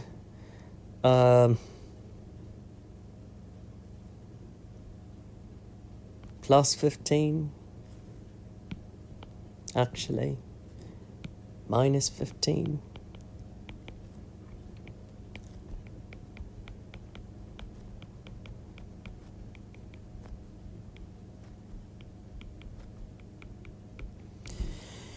So minus 6 would equal minus 12a, which would imply a is 6 over 12, which is 1 over 2. Let s is equal to minus 1, then the first and the last 2 terms would go away. We would simply have 6 and plus 0 equals b times minus 1 times minus 4 times minus 5. The others would go away. Minus 20b. b would equal to minus 3 over 10. Let s is equal to 3. 18 plus 0. First 2 would go away, the last one would go away. C times 3 times 4 times minus 1. 18 would be equal to minus 12c. c would be equal to negative 3 over 2. Let s is equal to 4. First three terms would go away. 12 plus 9 minus 1 times 5 times 8. Oh, it's actually 1, bad math. Equals, first 3 would go away, and we have d times 4 times 5 times 1. 21 plus 5 equals d times 20. 26 over 20 would equal d.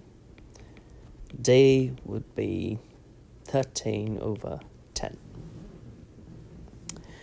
So y of t is the inverse Laplace transform of y of s, which we have decomposed using partial fractions as follows.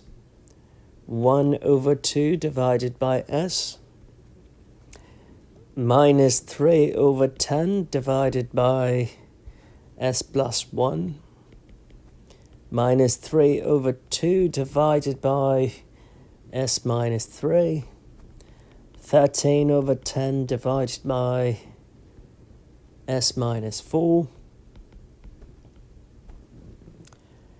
So I could write that as 1/2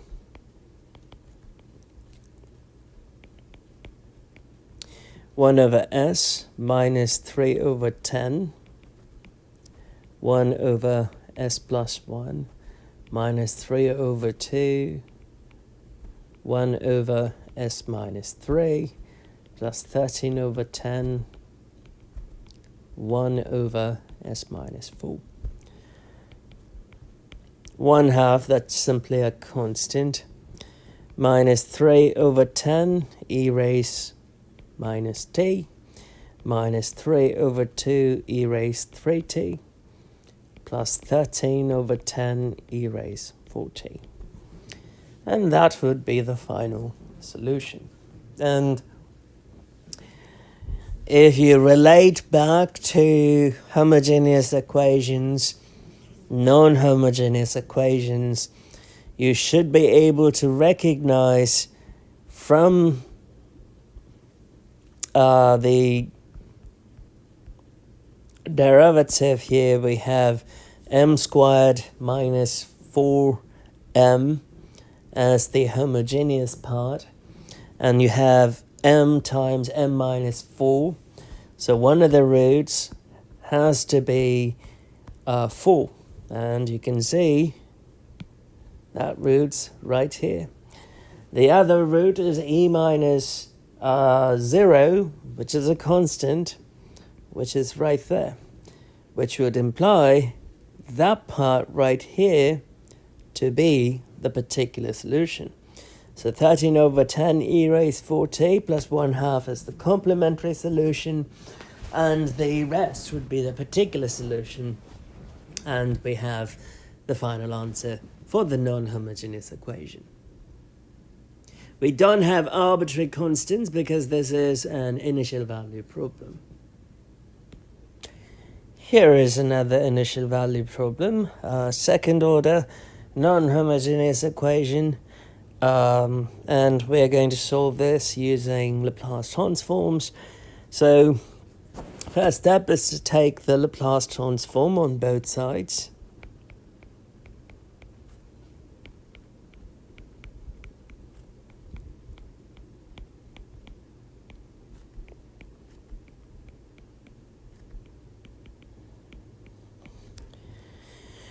So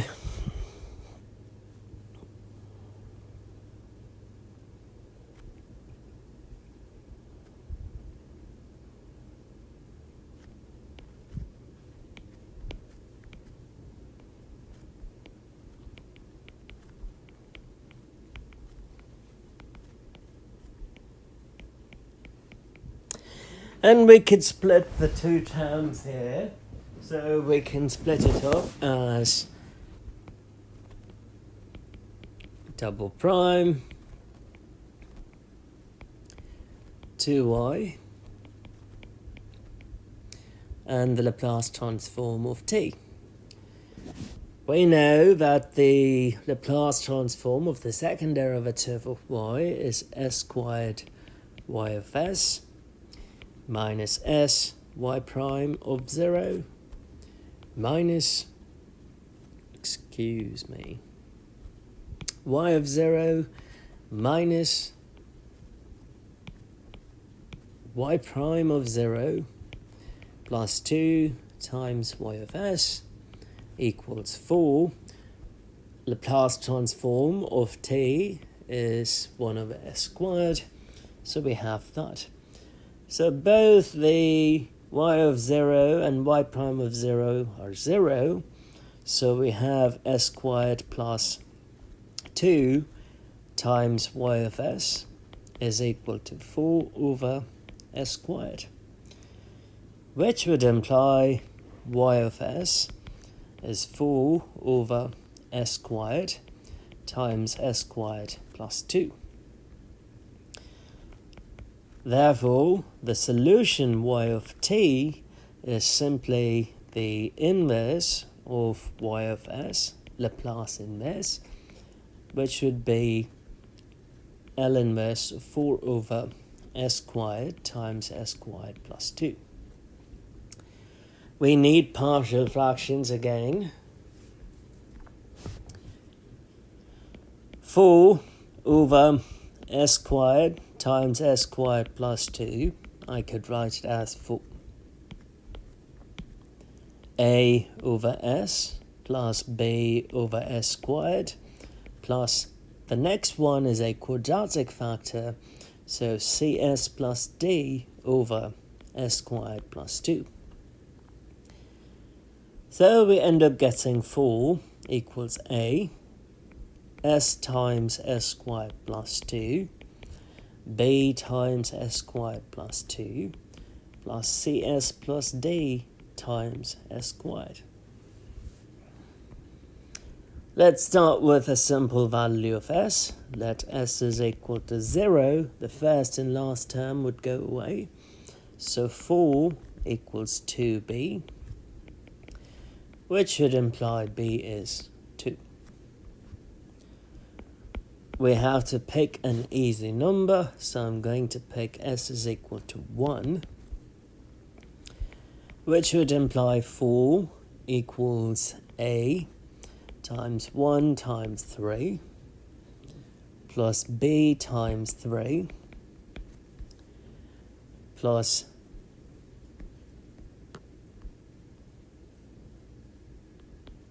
c plus d times 1,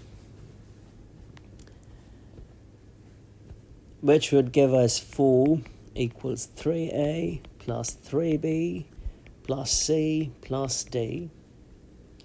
B is 2, so we have minus 2 equals 3a plus c plus d. So we end up having an equation in 3 variables, so we need 2 more equations. So I'm going to pick minus 1, so let s is equal to minus 1.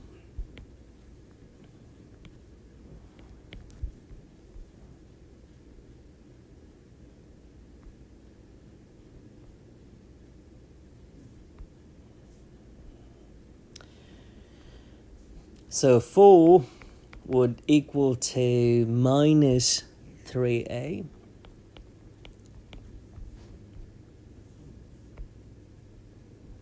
plus 3b minus c plus d. Then I'm going to pick s is equal to 2. Well, I could plug in the value of b, so we'd end up getting minus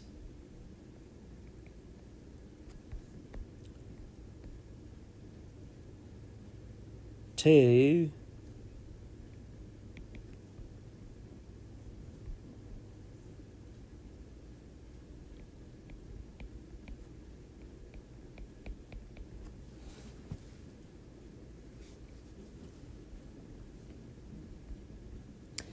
So you can add the previous two equations, things seem to fall in place.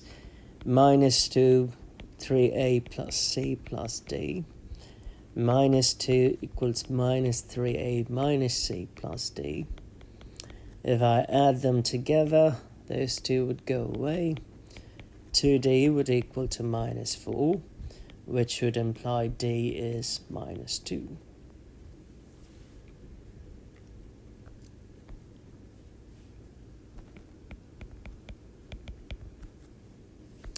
When I plug in s is equal to 2, I have 4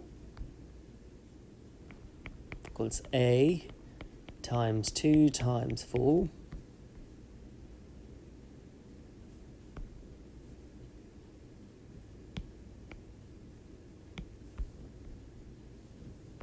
It's actually 6.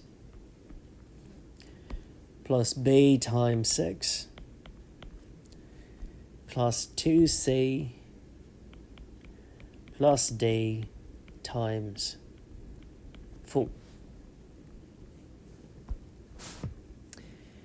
So 4 would equal 12a plus 6b plus 8c plus 4d.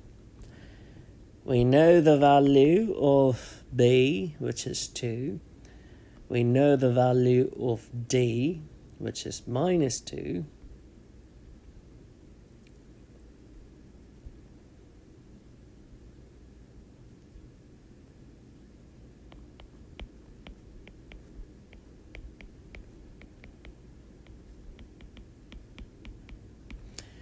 So we have 12 equals 12a plus 12 plus 8c, which would imply 12a equals minus 8c. 3a would equal minus 2c.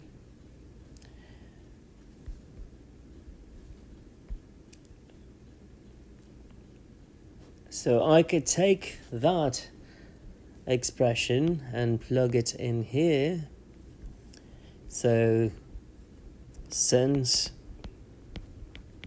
minus 2 is 3a plus 2c plus d,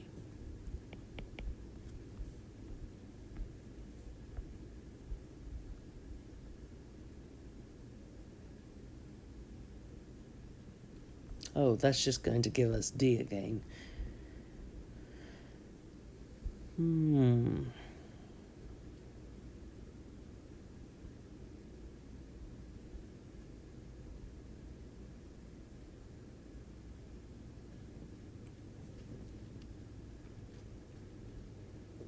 Well,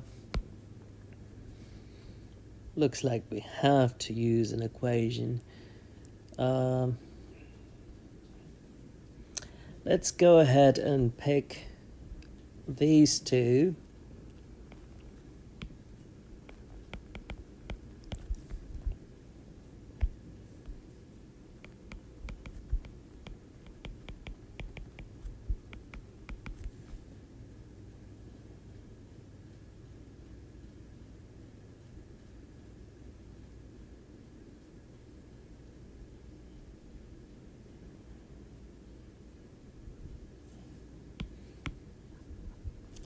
Looks like we need another equation, so let's just go ahead and come up with another one.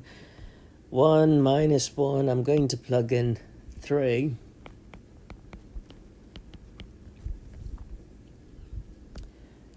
So that would give us 4.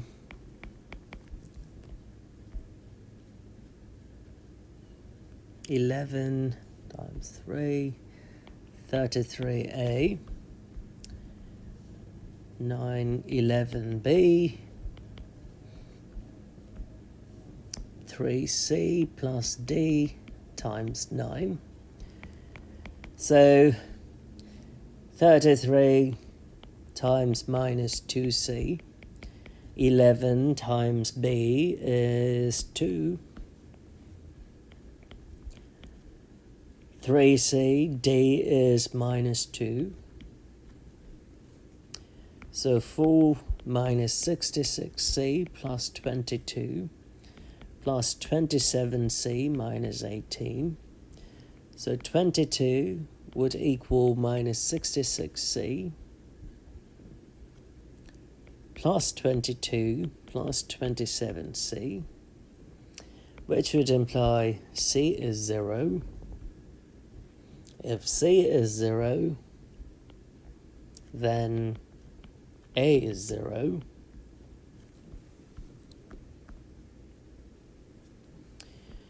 So we simply have Laplace inverse of y of s, which is equal to y of t, to be Laplace inverse b is minus 2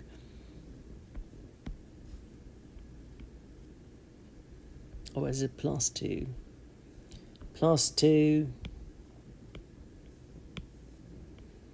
divided by s squared plus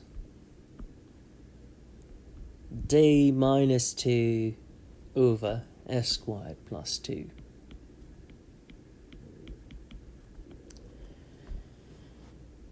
Which would give us 2 over t, 2 times t, minus 2 times Laplace inverse root 2 s squared plus root 2 squared. So we have 2t minus root 2. That is k.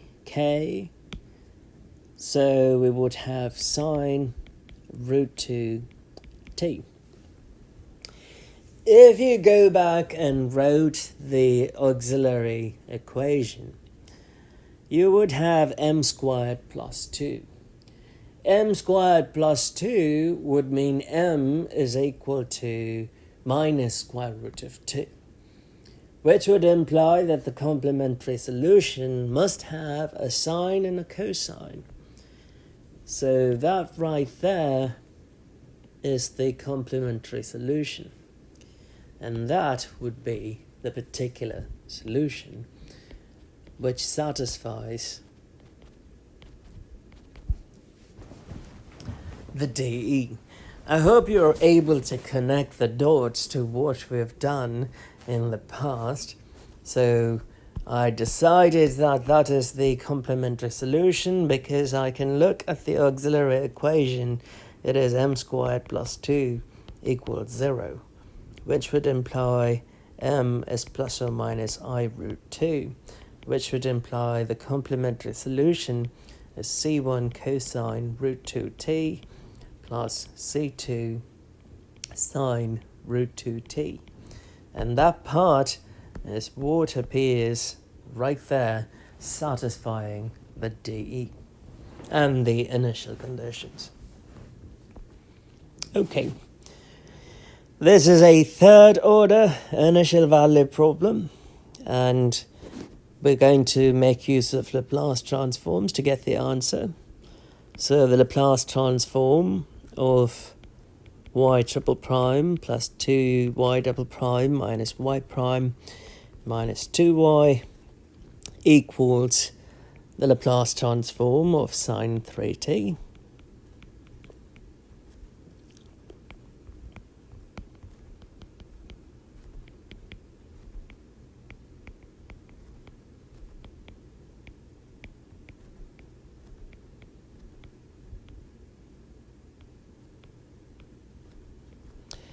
The Laplace transform of sine 3t is 3 over s squared plus 9. Laplace transform of y triple prime is simply s cubed y of s minus s squared y double prime of 0 minus s y prime of 0. Sorry, I have it backwards.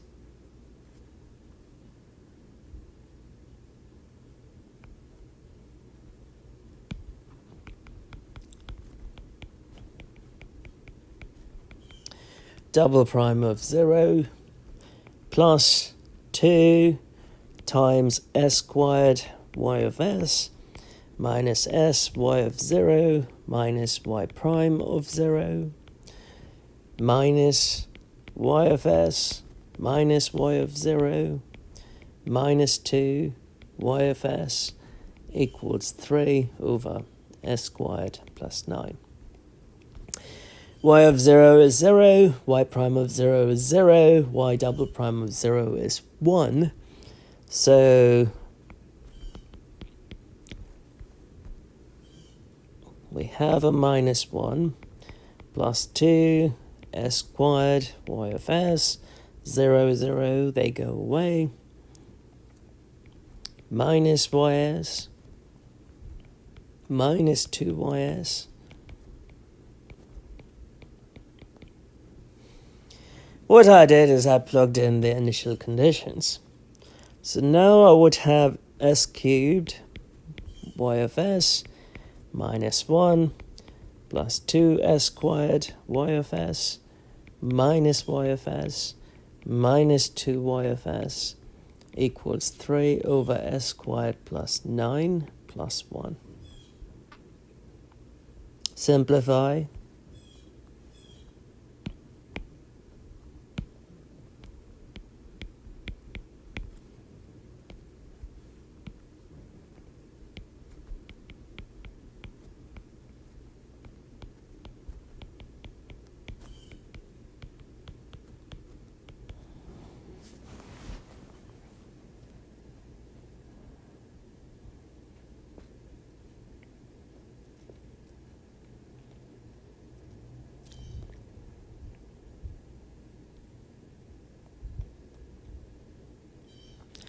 Feels like I'm missing s somewhere.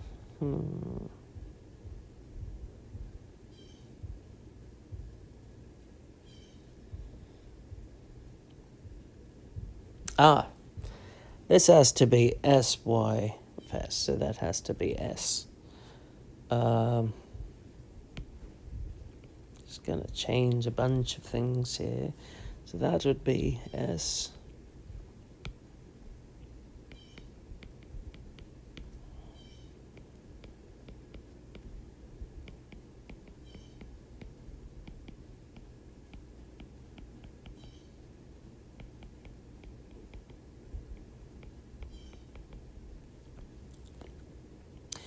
So y of s times s cubed plus 2s squared minus s minus 2 equals 12 plus s squared over s squared plus 9.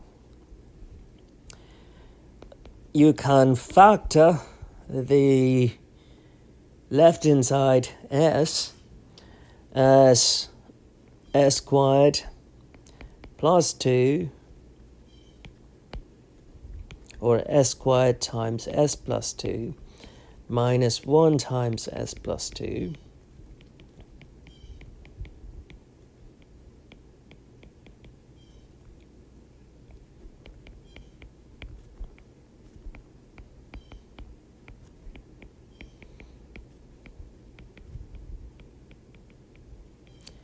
and that would be the factored form. So the solution in the Laplace domain is s squared plus 12 divided by s squared plus 9 times s squared minus 1 is simply s plus 1 s minus 1 times s plus 2. So y of t would be the inverse of y of s. So Laplace inverse of what we have here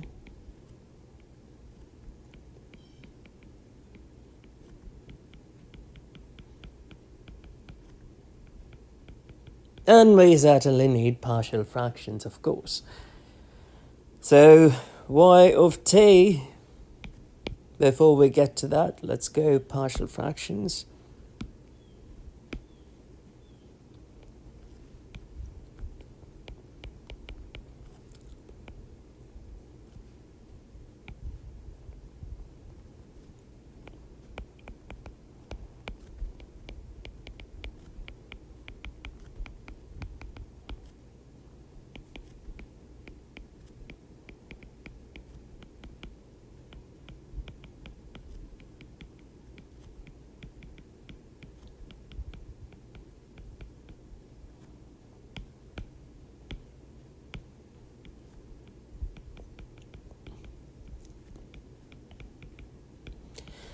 Keep in mind that is a quadratic factor, so we need to have dx plus e.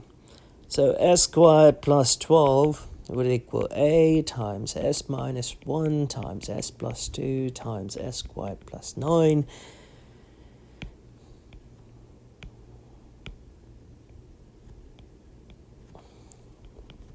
B times s plus 1 times s plus 2 times s squared plus 9. C times s plus 1 times s minus 1 times s squared plus 9. ds plus e times s plus 1 times s minus 1 times s plus 2. Let's plug in 1. The only term that is going to remain would be b times 2 times 3 times 10, which is 30, 60. B is 13 over 60. Let's plug in minus 1.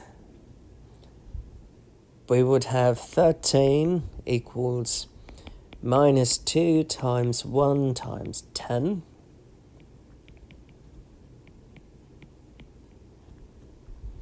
over 20.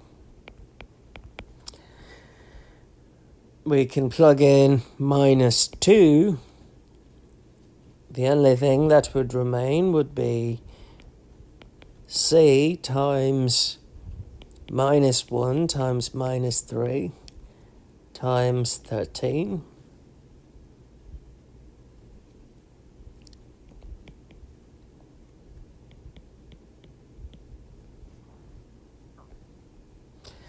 We have to pick an easy number, so I'm going to pick 0.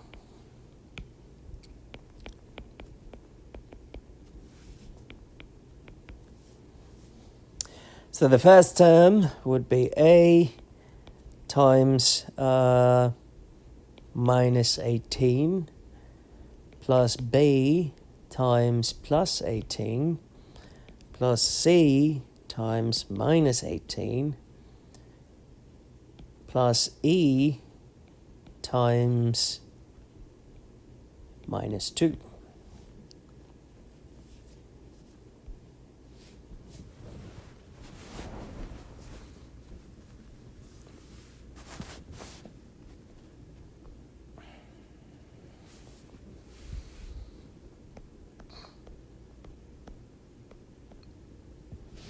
Okay.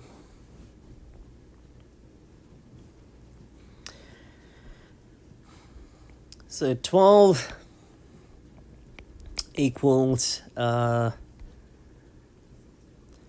minus 18 times minus 13 over 20 plus 18 times 13 over 60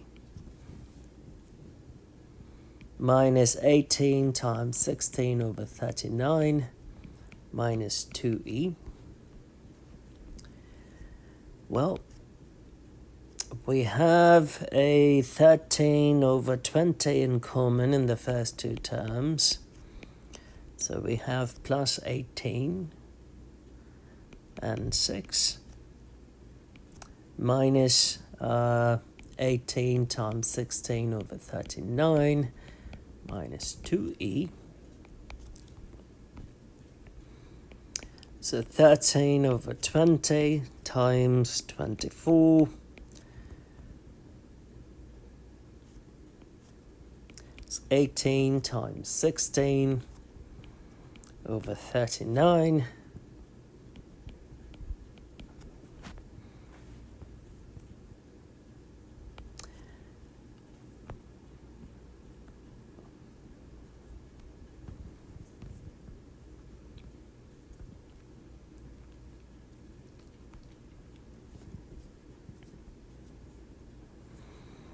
So 4 would get cancelled 5 times there, 6 times. 78 over 5 minus 180, 108, 208 over 39 minus 2e.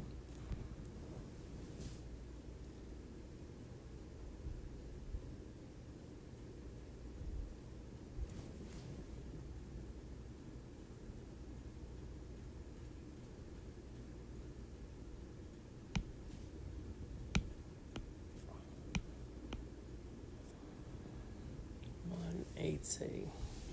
108 should be 288 over 39.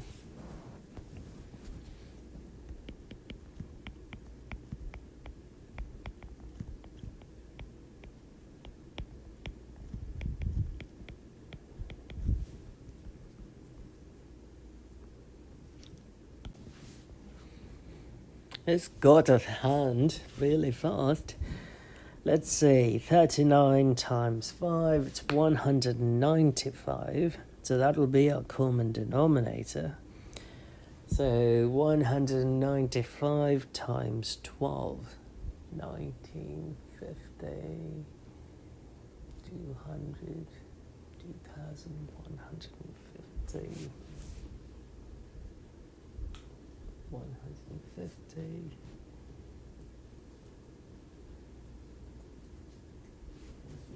2340, 78 times 39. Guess I'll just use a calculator. 288 times 5.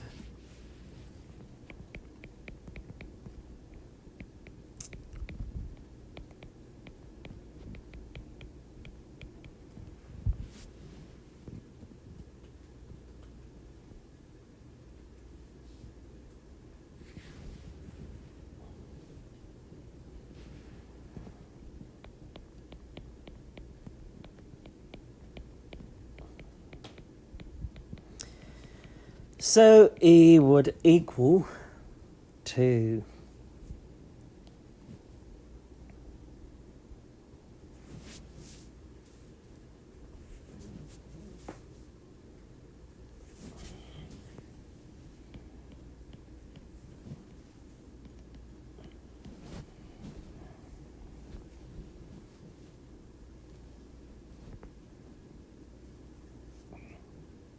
okay.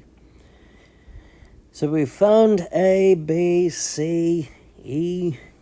We still have to find D. Well, the only other easy number that we can think of is 2. So if we plug in 2, we have 4 plus 2.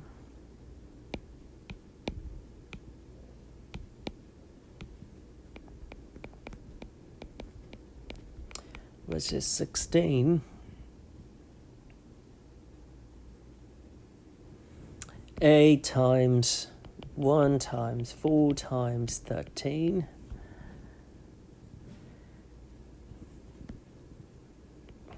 B times 3 times 4 times 13.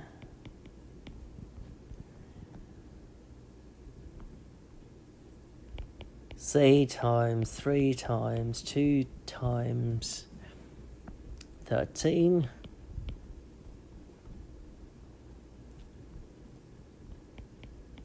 D plus E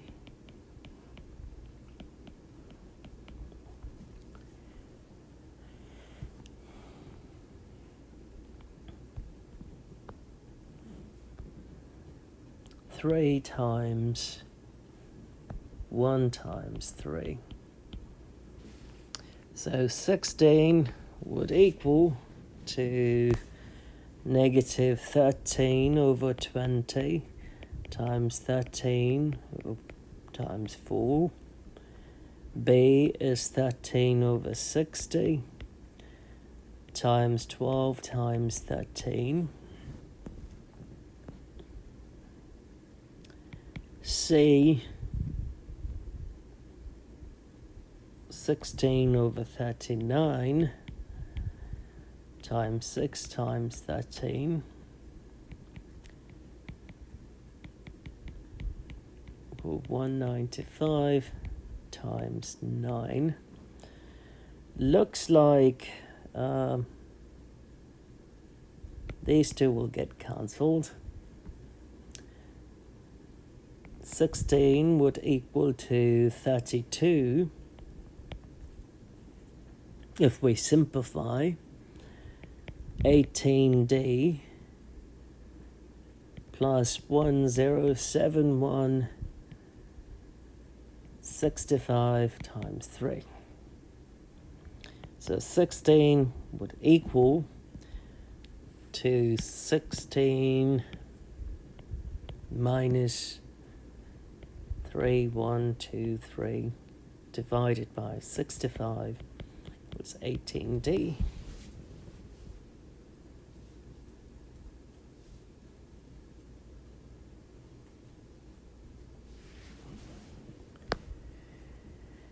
Negative 1853 over 65 equals 18D.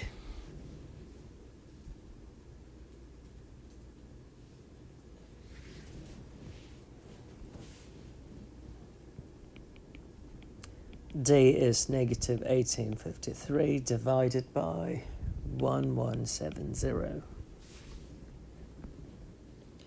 Okay, so y of t would be the inverse Laplace transform of A minus 13 over 20 s plus 1, 13 over 60 s minus 1, 16 over 39 s plus 2, negative 1853 over 1170 s squared plus 9, 1071 over 195 s squared plus 9. Hopefully we didn't make any mistakes here.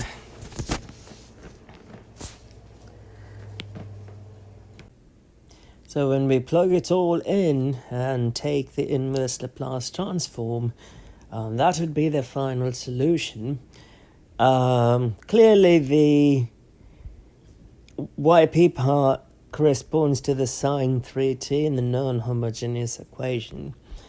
And the rest comes from the complementary solution, because the auxiliary equation here would be m cubed plus 2m minus m minus 2, and its factors are plus 1, minus 1,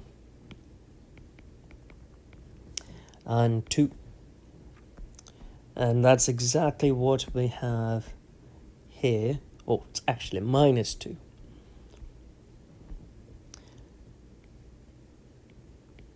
Which is the reason we end up getting the complementary solution right here.